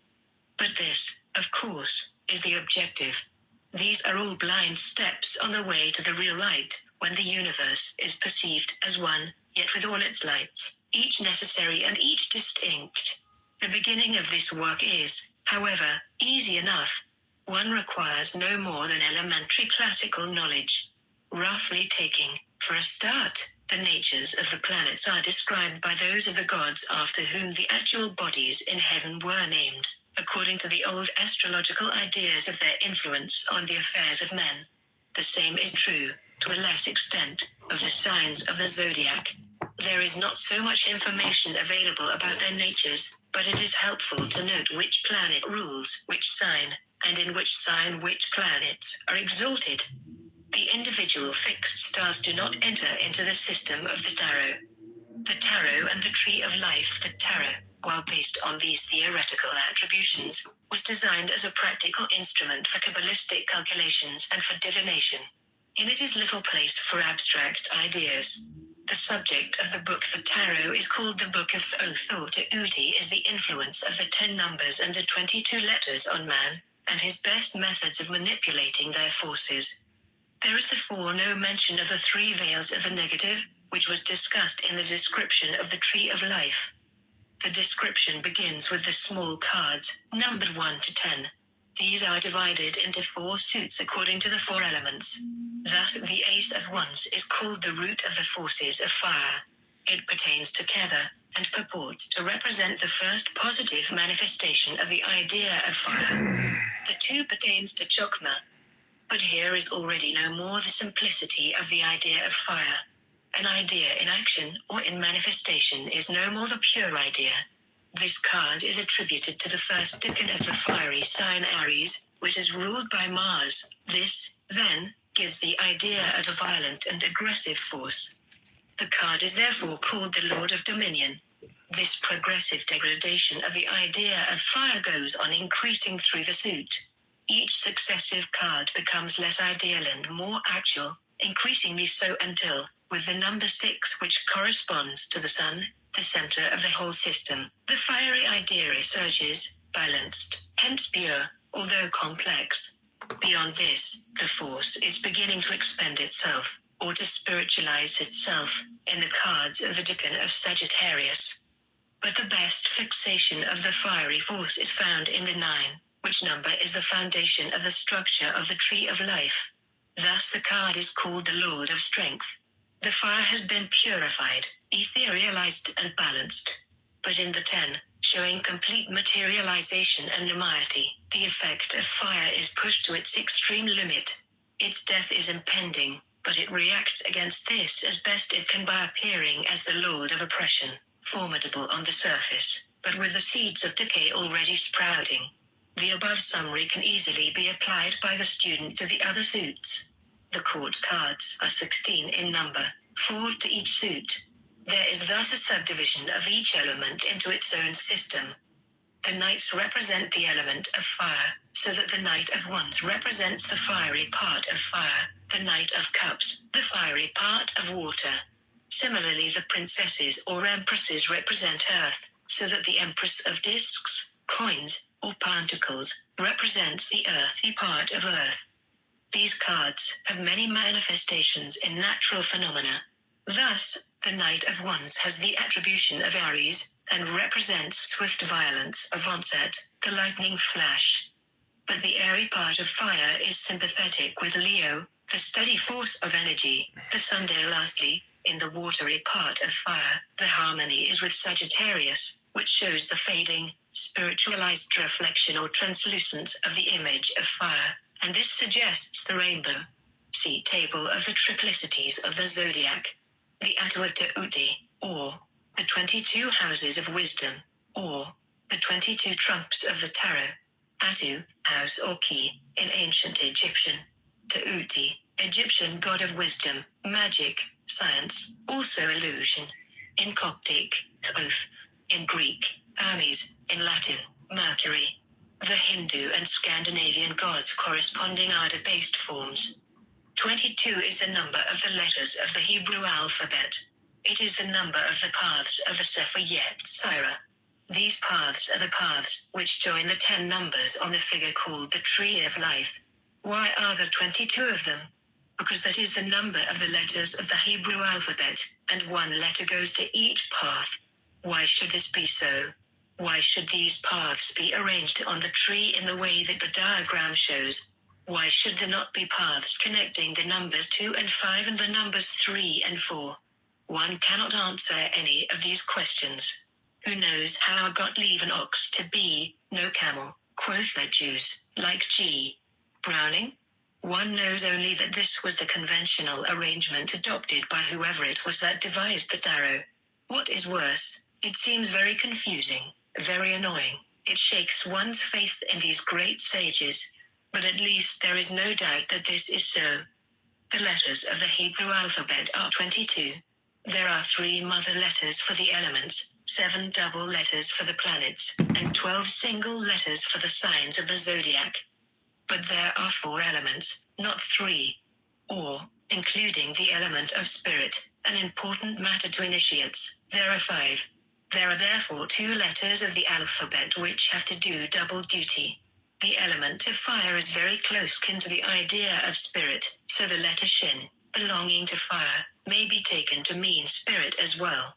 There is a special reason why this should be so, although it only applies in later ages, since the introduction of the dogma that spirit rules the 4 elements, and the formation of the pentagram of salvation connected with the Hebrew word Yeshua. With regard to earth, it was considered adequate to make the letter Tau, belonging to Saturn, correspond also to Earth. These additions are clear evidence that the tarot took definite and arbitrary steps to assert the new discovery in magic some 2,000 years ago, for no system is more rigid than a Hebrew system. And the system of the Sefer Yetzirah is the deepest rooted of all the elements of the Hebrew system, the most dogmatic of them all. The tarot is justified not by faith, but by works. The departures from the original bone dry Kabbalah have been justified by experience. The point, raised above, about the way in which the paths are selected to join certain numbers and not others, is found to express important doctrines connected with the facts of initiation. It must always be borne in mind that the tarot is not only an atlas for recording facts, but a guidebook showing one how to travel through these countries previously unknown. Travelers in China are somewhat bewildered at first when they are told that it is 100 li from Yongchang to Pupeng, but only 40 li from Pupeng to Yongchang. The answer is that the li is a measure of the time of marching, not of miles. The difference of calculation informs one that Pupeng is a long way up the hill. It is very much the same with the tarot. The 6 of Wands is referred to Jupiter in Leo, and called the Lord of Victory. This dictates not only what victory is like, but also the conditions to be fulfilled in order to obtain victory. There is need of the fiery energy of the suit of Wands, the balance of the number 6, the stubborn courage of Leo, and also the influence of Jupiter, the little bit of luck that tips the scale. These considerations are particularly important in dealing with the Atu, or drums. The planets are already represented in the numbers or Sephiroth of the Tree of Life. But they have also attributions to certain of the paths. Some etymologists of a singularly idle disposition have tried to derive the French word atout from the Atta meaning house. It may seem simpler to suggest that atout is short for bon atout, meaning good for anything, because a trump will take any card of any suit. The Atu Ta'uti, who is the Lord of Wisdom, are also called keys. They are guides to conduct. They give you the map of the kingdom of heaven, and also the best way to take it by force. A complete understanding of any magical problem is necessary before it can be solved.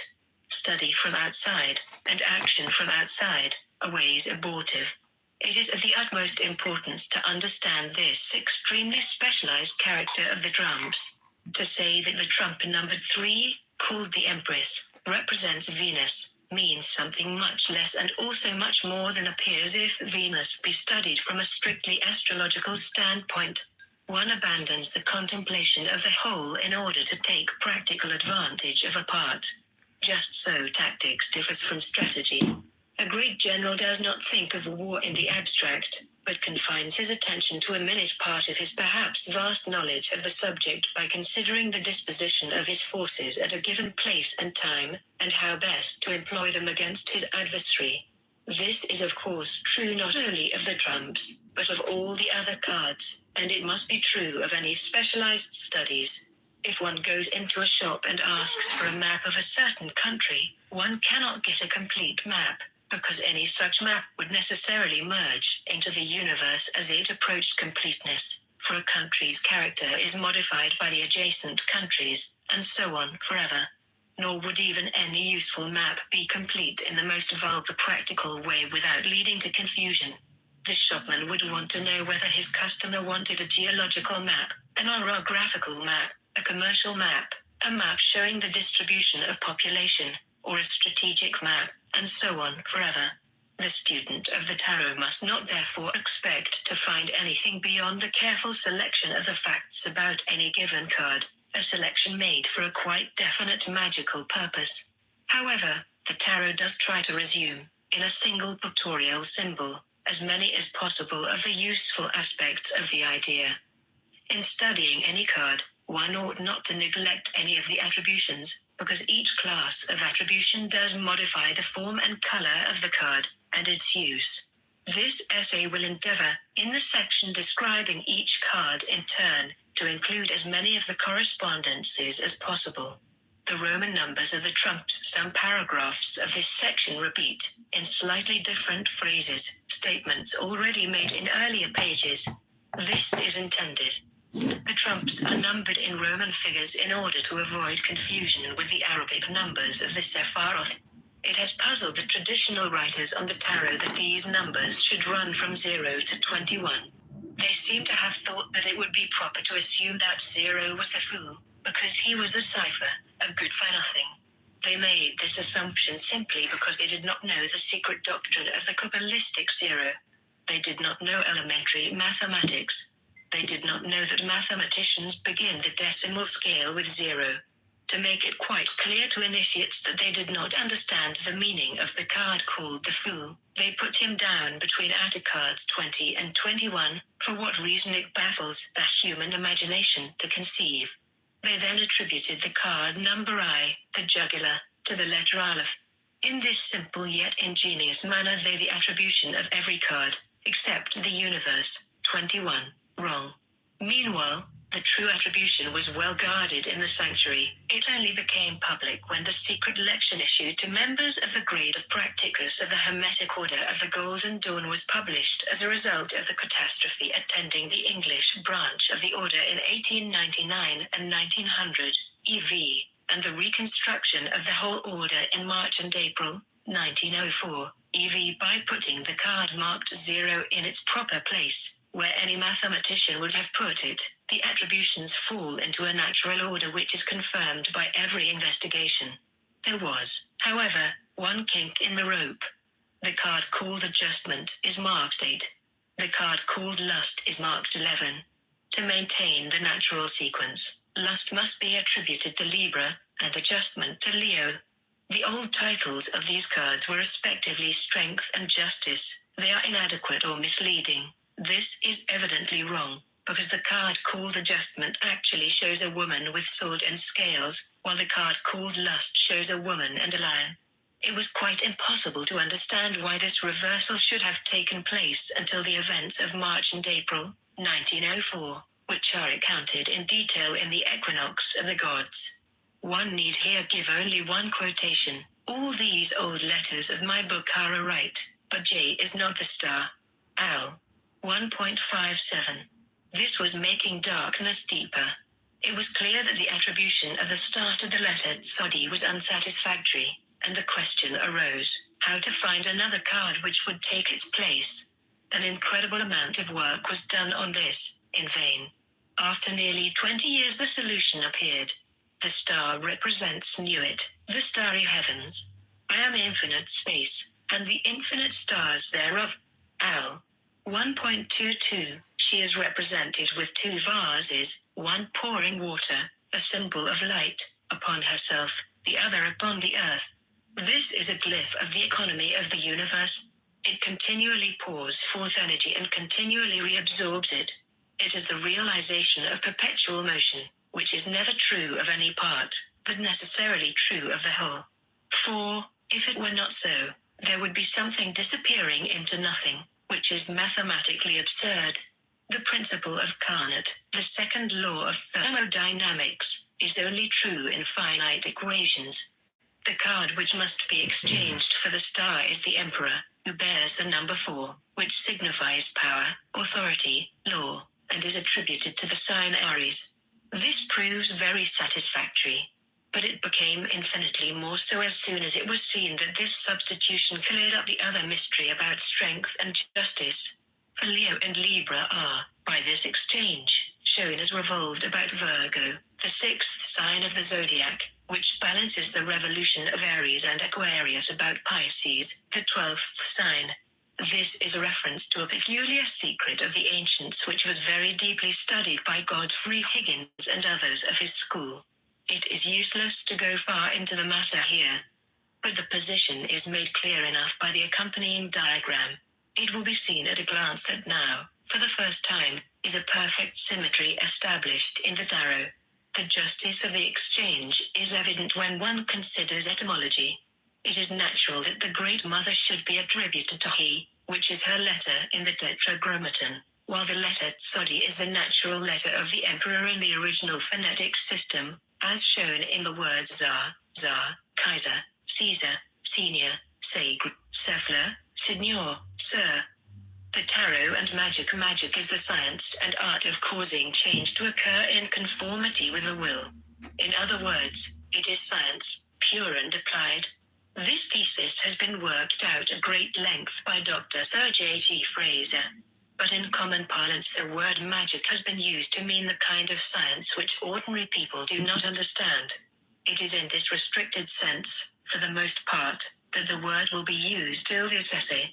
The business of science is to explore nature. Its first questions are, what is this? How did it come to be? What are its relations with any other object? The knowledge acquired may then be used in applied science, which asks, how can we best employ such and such a thing or idea for the purpose that, to us, seems fit? An example may make this clear. The Greeks of old were aware that by rubbing amber, which they called electron, upon silk, the amber acquired the power of attracting to itself light objects such as small pieces of paper. But there they stopped. Their science was hoodwinked by theological and philosophical theories of the a priori type. It was well over 2,000 years before this phenomenon was correlated with other electrical phenomena. The idea of measurement was hardly known to anyone but mathematicians like Archimedes and astronomers. The foundations of science, as it is understood today, were hardly laid at all 200 years ago. There was an immense amount of knowledge, but it was nearly all qualitative. The classification of phenomena depended chiefly upon poetic analogies. The doctrines of correspondences and signatures were based upon fanciful resemblances. Cornelius Agrippa wrote of the antipathy between a dolphin and a whirlpool. If a meretrix sat under an olive tree, it would bear no more fruit. If anything looked like something else, it partook in some mysterious way of its qualities. This sounds today to many people mere superstitious ignorance and nonsense, but it is not altogether so. The old system of classification was sometimes good and sometimes bad, as far as it went. But in no case did it go very far. The natural ingenuity of their natural philosophers did compensate very largely for the weakness of their theory, and it did ultimately lead them, especially through alchemy, where they were forced by the nature of the work to add real to their ideal observation, to introduce the idea of measure.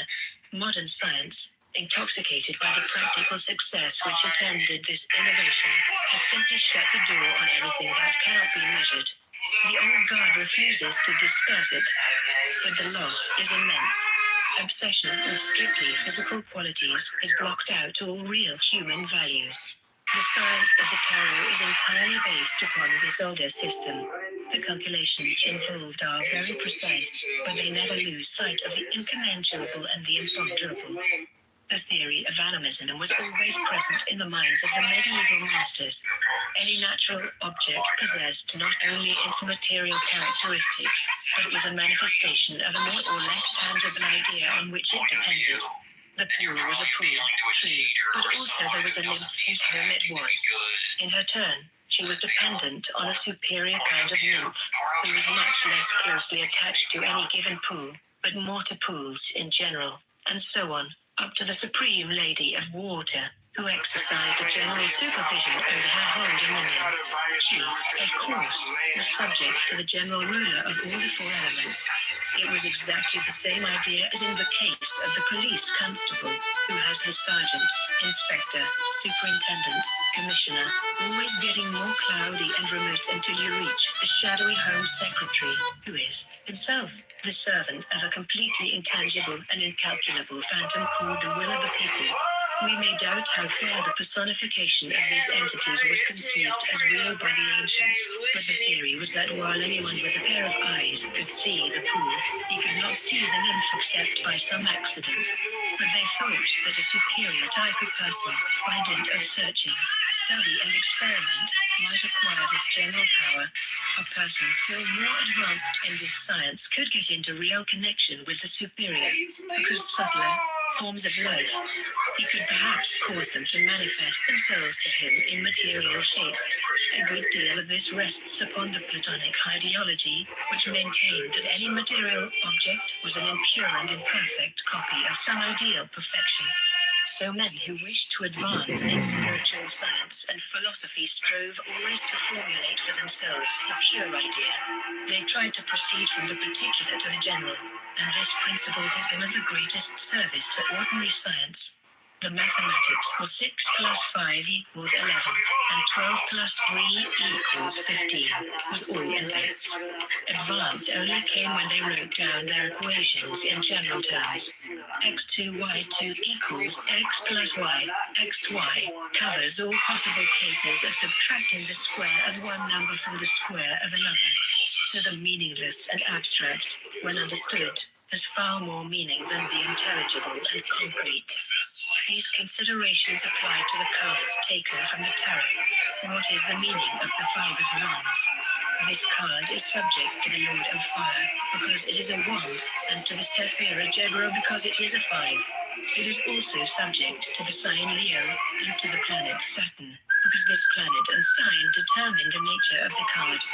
This is no more than saying that a dry martini has got some juniper in it, and some alcohol, and some white wine and herbs, and a bit of lemon peel, and some ice. It is a harmonious composition of various elements. Once mixed, it forms a single compound from which it would be very difficult to separate the ingredients, yet each element is necessary to the composition. The five of wands is therefore the personality. The nature of this is summed up in the tarot by calling it strife. This means that, if used passively in divination, one says, when it turns up, there is going to be a fight. If used actively, it means that the proper course of conduct is to contend. But there is a further point about this card. It is governed from the angelic world by two beings, one during the hours of light, the other during the hours of darkness. Therefore, in order to use the properties of this card, one way is to get into communication with the intelligence concerned, and to induce him to execute his function. There are thus 72 angels set over the 36 small cards. These are derived from the great name of God of 72 letters, called Shemam-Farashk. The Shemam-Farashk and the tarot, this word means the divided name. The name is Tetragrammaton, IHVH, commonly called Jehovah. He is the supreme lord of the four elements which compose fundamentally the whole universe. There are 3 verses in Exodus 14, 19, 20, 21, each containing 72 letters. By writing down the first of these, and underneath this the next verse backwards, and under this again the last verse forwards, 72 columns of 3 letters each are obtained. These are read downwards, and the terminations al or ra according as they are male or female, appended. There is also angels, demons, magical images, lords of triplicities, lesser assistant angels and so on, with demons to correspond. It is quite useless to study all these attributions. They could only be wanted in case of wishing to get into actual communication with one of these for some special purpose. These matters are here mentioned for the sake of completeness, but the tarot will lose all its vitality for one who allows himself to be sidetracked by its pedantry. The tarot and ceremonial magic. The tarot is, thus, intimately bound up with the purely magical arts of invocation and evocation. By invocation is meant the aspiration to the highest, the purest form of the part of oneself that one wishes to put into action. Evocation is much more objective. It does not imply perfect sympathy. One's attitude to the being evoked may even be, at least superficially, hostile. Then, of course, the further advanced one is in initiation, the less the idea of hostility enters one's mind. Taut comprendere, que taut pardon.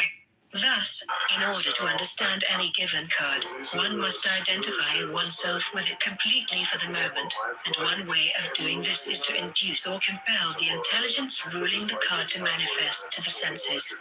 For, as explained above, the ancient theory of the universe included the thesis that every object in nature possessed a spiritual guardian.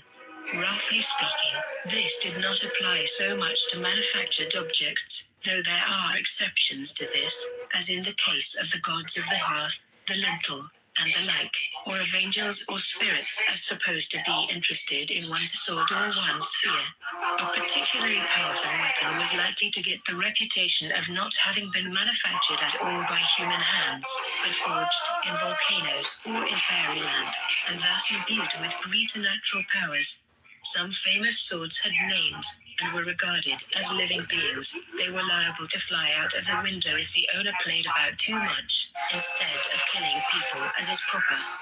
The tarot and animism, it is only natural, therefore, that at a time when pictorial or written representations of ideas were beyond the comprehension of any but a very few people, when writing itself was considered magical, and printing, as it is, an invention of the devil, people should regard hieroglyphs, whether written or pictured, as living things having power in themselves.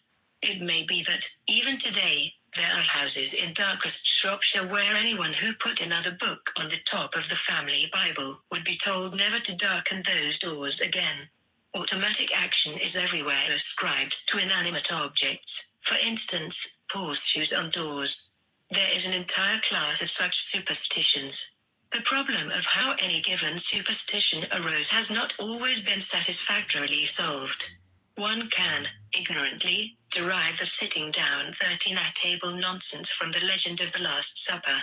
Incidentally, it can hardly have been the first time that those 13 sat down to table.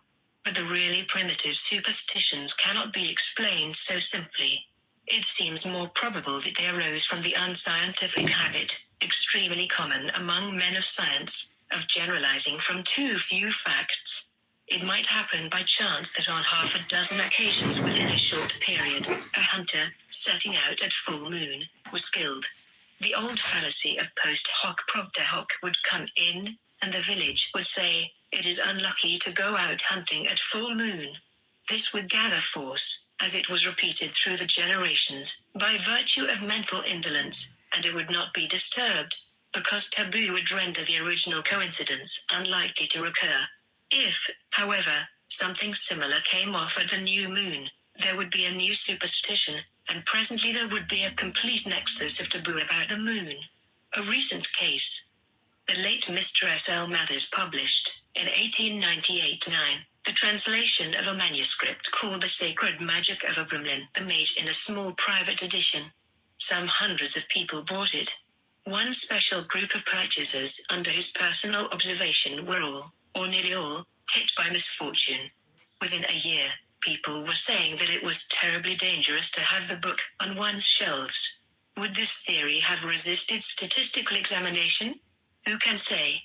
But, curiously enough, in 1938 TV, a neglected copy was taken from its hiding place on an obscure shelf.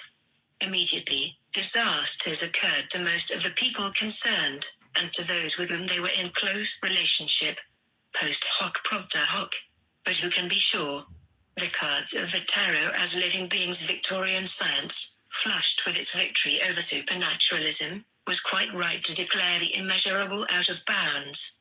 It had a right to do so on technical grounds, and it was a strategical necessity of its offensive, but it hampered itself by limiting its scope. It laid itself open to the deadliest attacks from philosophy. Then, especially from the angle of mathematical physics, its own generals betrayed its dogmatism. The essence of science today is far more mysterious than the cloudiest speculations of Leibniz, Spinoza or Hegel. The modern definition of matter reminds one irresistibly of the definition of spirit given by such mystics as Rais Proek, Bohm and Molinos.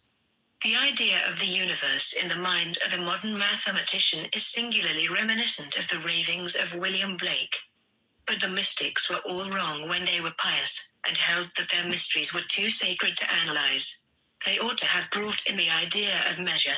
This is exactly what was done by the magicians and Kabbalists. The difficulty has been that the units of measurement have themselves been somewhat elastic. They even tend to be literary. Their definitions were as circular as, but not more fugitive than, the definitions of the physicists of today. Their methods were empirical, though they strove to make them accurate, as well as lack of precise measures and standard apparatus permitted, because they had not yet formulated any true scientific theory.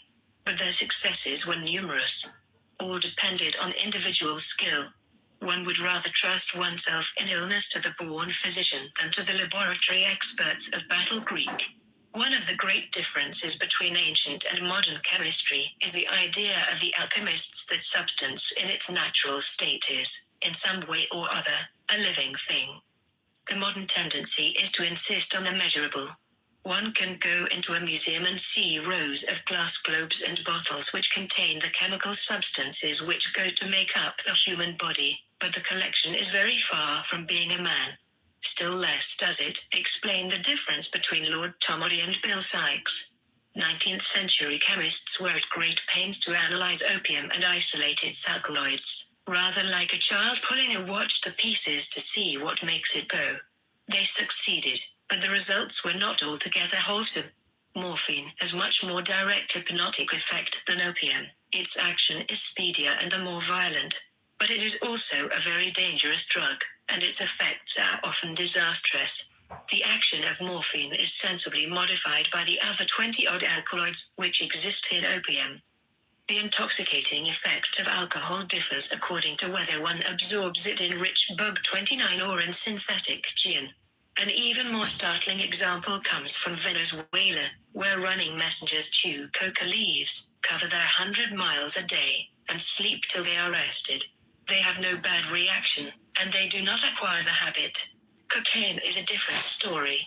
The adepts of the tarot would say, quite simply, we are alive and the plant is alive, so we can make friends. If you kill the plant first, you are asking for trouble. All this is here written in defense of the system of the makers and users of the tarot, of their methods of dealing with nature, of making experiments without undue attention to the wish to get things done quickly. They would expose a mixture to the rays of the sun or moon for weeks or months, thinking that everything would be spoiled if they boiled it up violently. The processes of nature, they would say, are slow and temperate. Let us copy them. There may have been good grounds for these views. Experience leads to that conclusion. This is by way of introduction to a thesis most necessary to the understanding of the tarot. Each card is, in a sense, a living being, and its relations with its neighbors are what one might call diplomatic. It is for the student to build these living stones into his living. The tarot and the universe. The tarot is a pictorial representation of the forces of nature as conceived by the ancients according to a conventional symbolism. The sun is a star. Around him revolve a number of bodies called planets, including the moon, a satellite of the earth. These bodies revolve in one direction only. The solar system not a sphere, but a wheel. The planets do not remain inexact but swing to a certain, comparatively small, extent from one side of the true plane to the other. Their orbits are elliptical. The ancients imagined this wheel very much more clearly than modern minds are wont to do. They paid particular attention to the imaginary rim. Within the limits of this rim, they conceived that the fixed stars beyond were in a special way connected with the apparent motion of the Sunday. This rim or belt of the wheel they called the zodiac. The constellations outside this belt did not seem to them to matter so much to mankind, because they were not in the direct line of the great whirling force of the wheel. TROROTA equals wheel. Theories of the ancients. 1. In old times, it was supposed that the earth was the center of the universe. The heavens being above the earth, they did not realize them as being equally below it. They were accounted as of the divine nature. And as they recognized imperfections and irregularity in mundane affairs, they thought that the movements of the heavenly bodies, which they observed to be regular, must be perfect. They then started some a priori thinking. Their mathematicians had the idea that a circle was a perfect figure. Therefore, they said, with characteristic theological reasoning, all heavenly bodies must move in circles. This religious assumption caused great trouble to the astronomers. As their measurements became more extended and accurate, they found it increasingly difficult to reconcile observation with theory, at least to do so without putting themselves to vast inconvenience in their calculations. So they invented cycles and epicycles to explain the observed movements. Ultimately, Copernicus was goaded by this annoyance to suggest that it would really be very much more convenient, if only the idea were not so wicked, to imagine that the sun, and not the earth, was the center of the system. In mathematics there are no fixed facts. Bertrand Russell says that in this subject nobody knows what he is talking about, and it matters to nobody whether he is right or wrong. For example, begin with the assumption that the moon is the immovable center of the universe. Nobody can contradict it. One simply switches the calculations over to suit. The practical objection to this is that it would not facilitate the work of navigators. It is important to have this idea in one's mind, because otherwise one fails to grasp the whole spirit of modern science philosophy. It does not aim at truth. It does not conceive of truth, in any ordinary sense of the word, as possible. It aims at maximum convenience. They did not understand that the circle is only one case of the ellipse, that in which the foci coincide.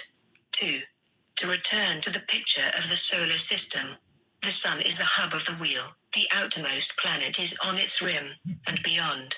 But laterally within that rim, are the 12 constellations of the zodiac. Why 12? The first rough division of the circle is into 4, according to the observed seasons. This choice may also have been influenced by the division of the elements into 4: fire, air, water, earth. These do not mean the objects now understood by these words, as explained above. Perhaps because they thought it necessary to introduce so sacred a number as 3 into everything heavenly, or else because the observed constellations happen to be naturally divided into 12 groups. They divided the zodiac into 12 signs, 3 to each season. The influence of the sun upon the earth was observed to change as he passed through the signs. So did quite simple things like the measure of time between sunrise and sunset. When one says that the sun enters the sign of Aries, one means that if a straight line were drawn from the earth to the sun and prolonged to the stars, that line would pass through the beginning of that constellation. Suppose, for instance, that one observes the full moon on the first day of spring, one will be able to see, behind her, the stars of the beginning of Libra, the sign opposite to Aries. It was observed that the moon took approximately 28 days to pass from full to full, and to each day was assigned W hat was called a mansion. A mysterious influence was supposed to change in each mansion. This theory does not enter directly into the tarot, but it must be mentioned to help to clear up a certain confusion which is about to complicate the question. 3. Early astronomers calculated that the sun took 360 days to go round the zodiac. This was a closely guarded secret of the learned, so they concealed it in the divine name Mithras, which adds up, according to the Greek convention, M40, I10, TH, 9, A 100, A 1, S200, to 360.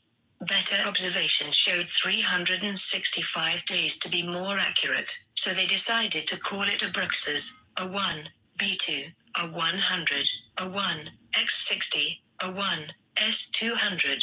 When the others found this out, they put themselves right by altering the spelling of Mithras to Mithras, which adds, like a Bruxas, to 365. In this there is still an error of not quite 6 hours, so that, in the course of centuries, the calendar kept slipping. It did not assume its present form until the time of Pope Gregory. The point of all this, that they divided the circle of the zodiac into 360 degrees, is that this is a convenient basis for calculation. Each angular measure of 10 degrees was called a decanate. Of these there are thus 36, dividing each sign of the zodiac into 3 sections. It was supposed that the influence of the sign was very swift and fierce in the first decan, powerful and balanced in the second, spiritualized and deciduous in the third. A short digression. One of the most important doctrines of the ancients was that of the macrocosm and the microcosm. Man is himself a little universe. He is a minute copy of the big universe. This argument was, of course, worked backwards, so the characteristics above given of the qualities of the 3 decans in a sign were probably due to an analogy with the course of a man's life. 4. The above remarks constitute a fairly complete idea of the arbitrary, or mostly arbitrary, presentation of the cosmos by the ancients. First of all, the division into 4 elements. These elements pervade everything. They would argue something like this about the Sunday. They would say that he was principally fire, for obvious reasons, but he would have also in him the airy quality of mobility. The watery part would be shown by his power to create images, and the earthy part, his immense stability. Similarly, of a serpent, they would call his power of death fiery, his swiftness, airy, his undulatory motion, watery, and his habit of life, earthy. These descriptions are obviously quite inadequate. They have to be filled up by attributing planetary qualities and zodiacal qualities to all objects. Thus, the bull in the zodiac is an earthy sign, and this is the central sign of the 3 through which the sun passes during spring. But the bovine nature is also gentle, wherefore they said that Venus rules the sign of Taurus. The cow, moreover, is the principal milk-giving animal, so they made her the great mother goddess, thus identifying her with the moon, the mother of heaven, as the sun is the father. They represented this idea by saying that the moon is exalted in Taurus, that is, that she exerts the most beneficent aspect of her influence when she is in that sign. 5. It is confusing at first, but most instructive and illuminating when the principle is thoroughly assimilated, to note how all these elements subdivide and coalesce. One can only reach the comprehension of any one of these symbols by making a composite picture of it, one composed of all the others in varying proportion. Thus each of the planets gives a certain portion of its influence to any object. This habit of thought leads to an understanding of the unity of nature, with its proper and spiritual exaltation, which could hardly be attained in any other way. It produces an internal harmony which ends in an acceptance of life and of nature. It is now almost time to analyze and define the traditional characteristics of these symbols, but perhaps it would be better, first of all, to build on a sure foundation by consideration of the number 2, which hitherto has not been taken into account. There are only 2 operations possible in the universe: analysis and synthesis. To divide, and to unite. Solvetco agula, said the alchemists. If anything is to be changed, either one must divide one object into 2 parts, or add another unit to it. This principle lies at the basis of all scientific thought and work. The first thought of the man of science is classification, measurement. He says, this oak leaf is like that oak leaf, this oak leaf is unlike this beech leaf. Until one has grasped this fact, one has not begun to understand scientific method. The ancients were fully cognizant of this idea. The Chinese, in particular, based their whole philosophy on this primary division of the original nothing. One must begin with nothing, otherwise the question would arise, whence came this postulated something? So they wrote the equation, 0 equals plus 1 plus minus 1, 0 equals plus 1 plus minus 1. Plus 1 they called the yang, or male principle, minus 1, the yin or female principle. These then combine in varying proportion, giving the idea of heaven and earth in perfect balance, the sun and the moon in perfect balance, and the 4 elements in unbalanced form. See diagram at right. The Chinese cosmos. This Chinese arrangement is thus tenfold, and has been shown to be admirably equivalent to the system which Tea time. But I can accept you without agreeing. been here examined. 6. The ancient. Tea time. I think that's like coming to Clown House, because technically when you jerk it, you're projecting and you're... I'm doing everything I can by law, just to, you know. The thing is, like, I've been friends with Jasmine or Jasmine. Yeah. Hi.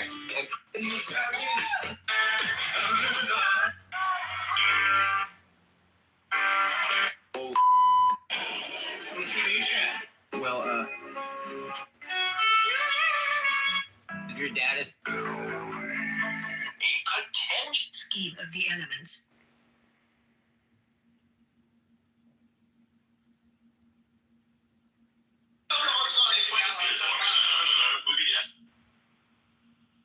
Ain't fucking campaign.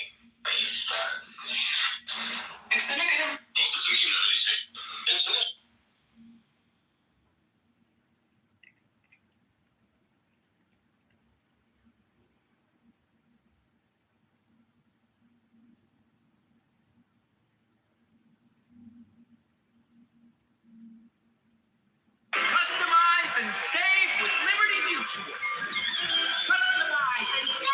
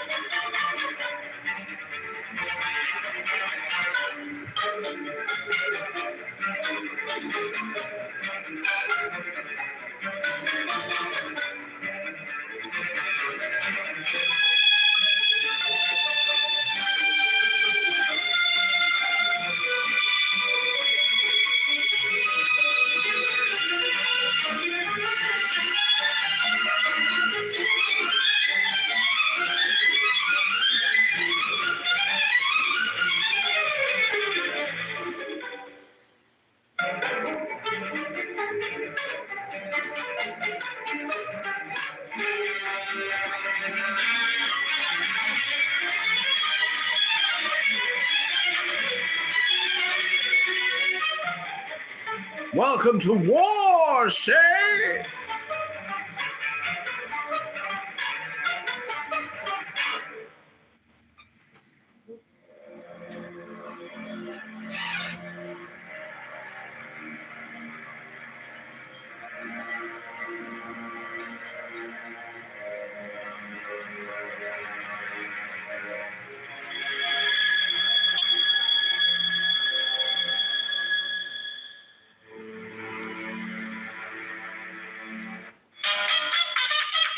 Welcome, Shay, to War. Hi, Shay.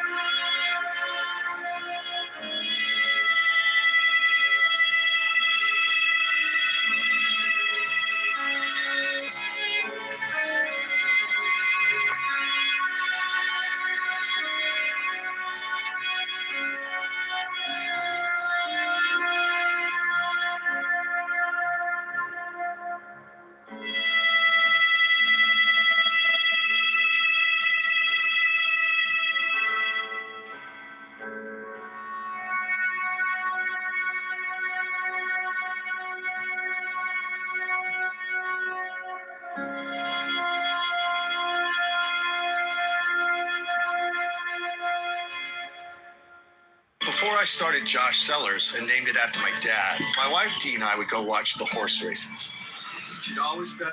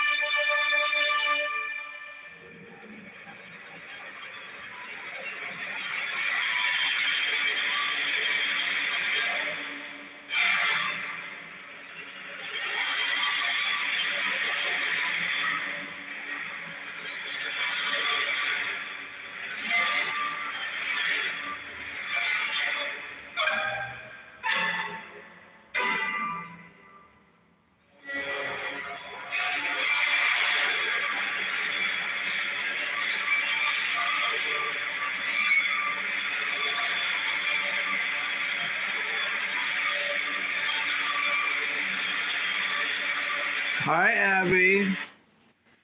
Hi, Abby. Welcome to war. What are you doing? Shouldn't you be sleeping? Are you at the grocery store with coupons? Are you at the office making photocopies? Did you leave the window open? Welcome to AdrianDittman.com. War!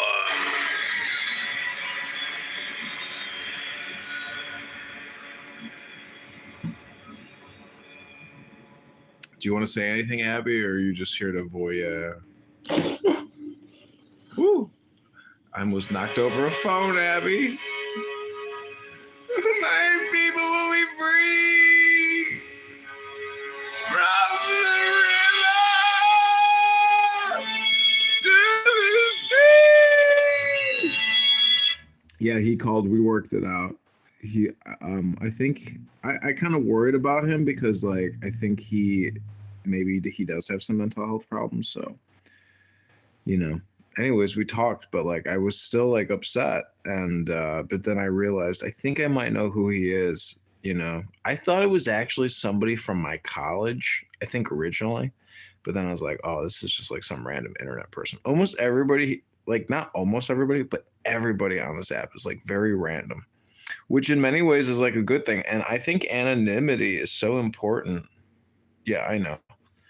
But like, the point is, I think, I don't really know a lot of tough people who are like violent. You know what I'm saying? Like, I think he just wants to play the game, but like maybe he's shy. Who knows? Like, there's so many reasons. Like, I don't even want to talk about it anymore because it's over and done with. We like hashed it out. I confirmed that I didn't like cause any abuse or harm to this person, so they were in the wrong. And I think he was just like, okay, sounds good. But most people won't even apologize or ask for forgiveness. So it's like, Abby, you got to be tough in this world. Hey. Oh, sister. Okay, sister. Can't you just say androgenic alopecia, sister? Do you have to use that horrible S word that nasty chicken eater said? Can't you just say, sorry, John, I know you've got androgenic alopecia and you're my sister? Why are you so cruel?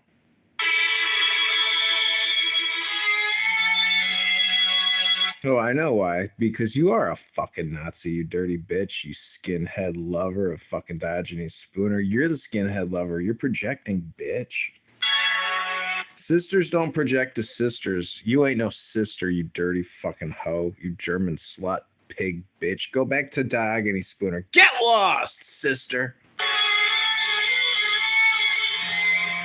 You're no sister of mine. I think I think the schizo guy was warning me about you, saying like you all suck, fuck them all.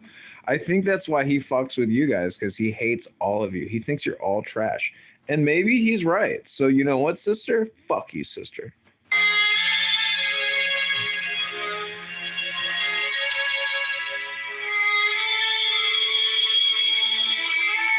See, the funniest thing is I have like a real sister, and like I would never talk to my real sister like that. So, you know, like I consider all sisters my sister. So, Abby, you know what? You're back in the circle of trust. My sister forgiveness circle's very quick. So, congratulations. You're back, sister. I forgive you, sister. I know what it's like to be fat and depressed, sister.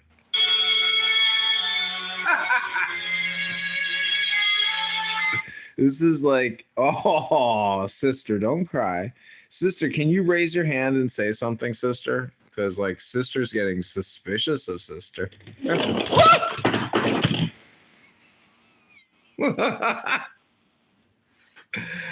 Oh, sister, you just made me drop my phone. My dominoes of cell phones crashed. Instant karma. That's what you get, instant karma. No, it happens. Like, it happened yesterday. It's very annoying. And it's all because, like, I'm sitting here laughing. You know, to me, this is so funny. So, you know, sister, I mean, I think, anyways, I hashed it out with my stalker. All is good. It's crazy. Yeah, but like who's the guy? Like, I think it's the same person with multiple accounts, and then he goes after, like... It's Anthony. It's Anthony. That's the profile. Yeah, but he's not really Anthony. He's got two profiles. I agree. It's somebody fucking around who has It's not really Anthony. He will change it to someone else soon. I know. It's somebody that has a grudge against your clique, you know, or... No, but not only my clique, but everyone. He has a grudge against Pepe, Lisa, Christy. Like, I think he just does it to everyone, and he just... Anyways, his voicemails were because I never interacted creepy. with this dude. His voicemails were creepy to me. Well, he can come over to Germany. I'm sure he can pass the border. Anyways, he's neither here nor there. But this room is on record. I wouldn't be surprised if he listens to more. Yeah, hi, Stoker. Okay, I'm co-modding you in the war. Together, we will be victorious. I cannot talk much because my parents are around. Your parents? Mm-hmm. Mama, Dada? I mean, they are out now, but they will come back soon. Where are the other sisters at? Oh, let's channel Danny.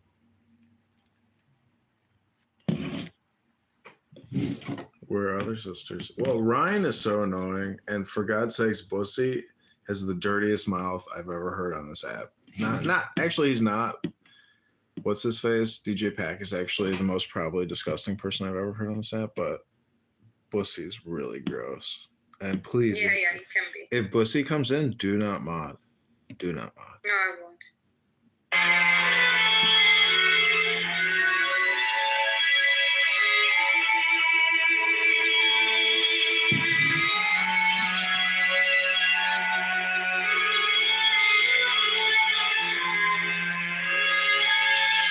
Did you see about this book that in one day? Yeah. What do you think about? It's disgusting beyond belief. Yeah, what do you think about people forgiving her for what she did? Well, good for them.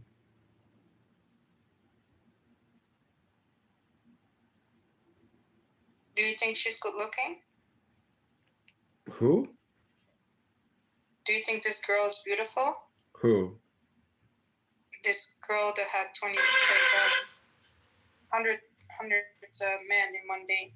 No. Lindy. How do you know that the seven share a common mind, but the seventh has the power to disrupt thought? When you injured him, he lost control, so they saw you fighting. And now, he has recovered enough to shield himself from you once again. They want to make an alliance with you, sometimes great enemies. Become allies so they can fight a common foe. Do they know how to kill him? I think for obvious reasons they won't answer that question. I don't see how they can help. You're here to help them. So the core consumer price index for November 2024 is up 3.3% year on year. So that's basically inflation at 3.3. That's the Fed prime rate. Over the millennia, they have gathered vast resources that could help you in your hunt. The legend is passed down through the centuries concerning a book, the Oxydo Lumen. What do you know of this book? I now have proof that it exists. What are they saying? They're trying to decide whether you should live. How do you know that the seven There's oh, Abby left. She just peaced out. Sister just left sister. Instant karma. Oh, Abby's doing so much with herself.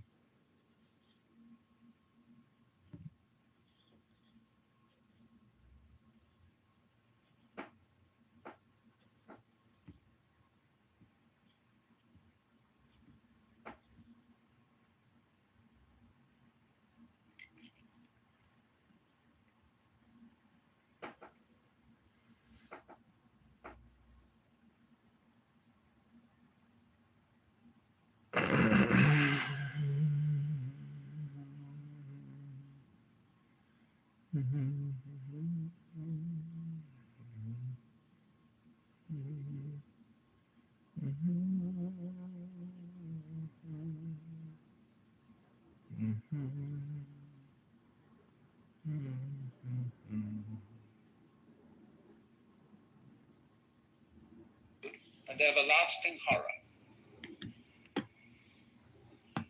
And he's not quite sure how to do it. Because in Christianity there are two sins to be avoided, among others. One is called presumption, and that is knowing surely that you are saved. The other is called despair, which is knowing surely that you're damned. There's always a margin of doubt about this. Work out your salvation in fear and trembling. You want to talk politics? All right. So you might say that this is preeminently the gambler's religion. Imagine, in some great casino, late at night, there is some marvelous master gambler who's been winning all night. And then suddenly he decides to stake his whole winnings on whether the ball lands on red or black. Sensation! Everybody gathers from all over the casino to watch this terrific gamble. So in the same way, the predicament in which the Christian soul finds itself is this colossal gamble,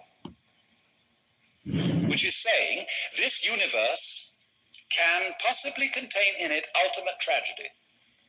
There could be such a thing as an absolute, final, irremediable mistake.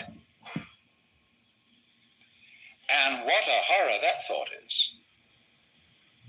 And so the Hindu is sitting in the audience, fascinated by this Christian's extraordinary, reckless gamble. He says, that's a beautiful game. The Christian doesn't know it's a game, but the Hindu suspects it is. And he's a little bit admiring it, but not quite involved. Now you would say, perhaps, now you ought to be involved. Give your whole self to this. Make an act of commitment. Once to every man and nation comes the moment to decide. In the strife twixt truth and falsehood for the good or evil side. Then it is the brave man chooses while a coward stands aside, etc. That sounds great, doesn't it? Commitment. Stand up and be counted. It is a virtue, but on the other hand, you see another virtue, what we call being a good sport. If your enemy in the battle of life is to be regarded as an absolute enemy, who is pure evil, black as black could be, you can't be a good sport. And you can accord him no chivalry, no honors of battle. You've got to annihilate him by any means possible, fair or foul. And that leads to some pretty sticky situations, especially when he has the means of annihilation.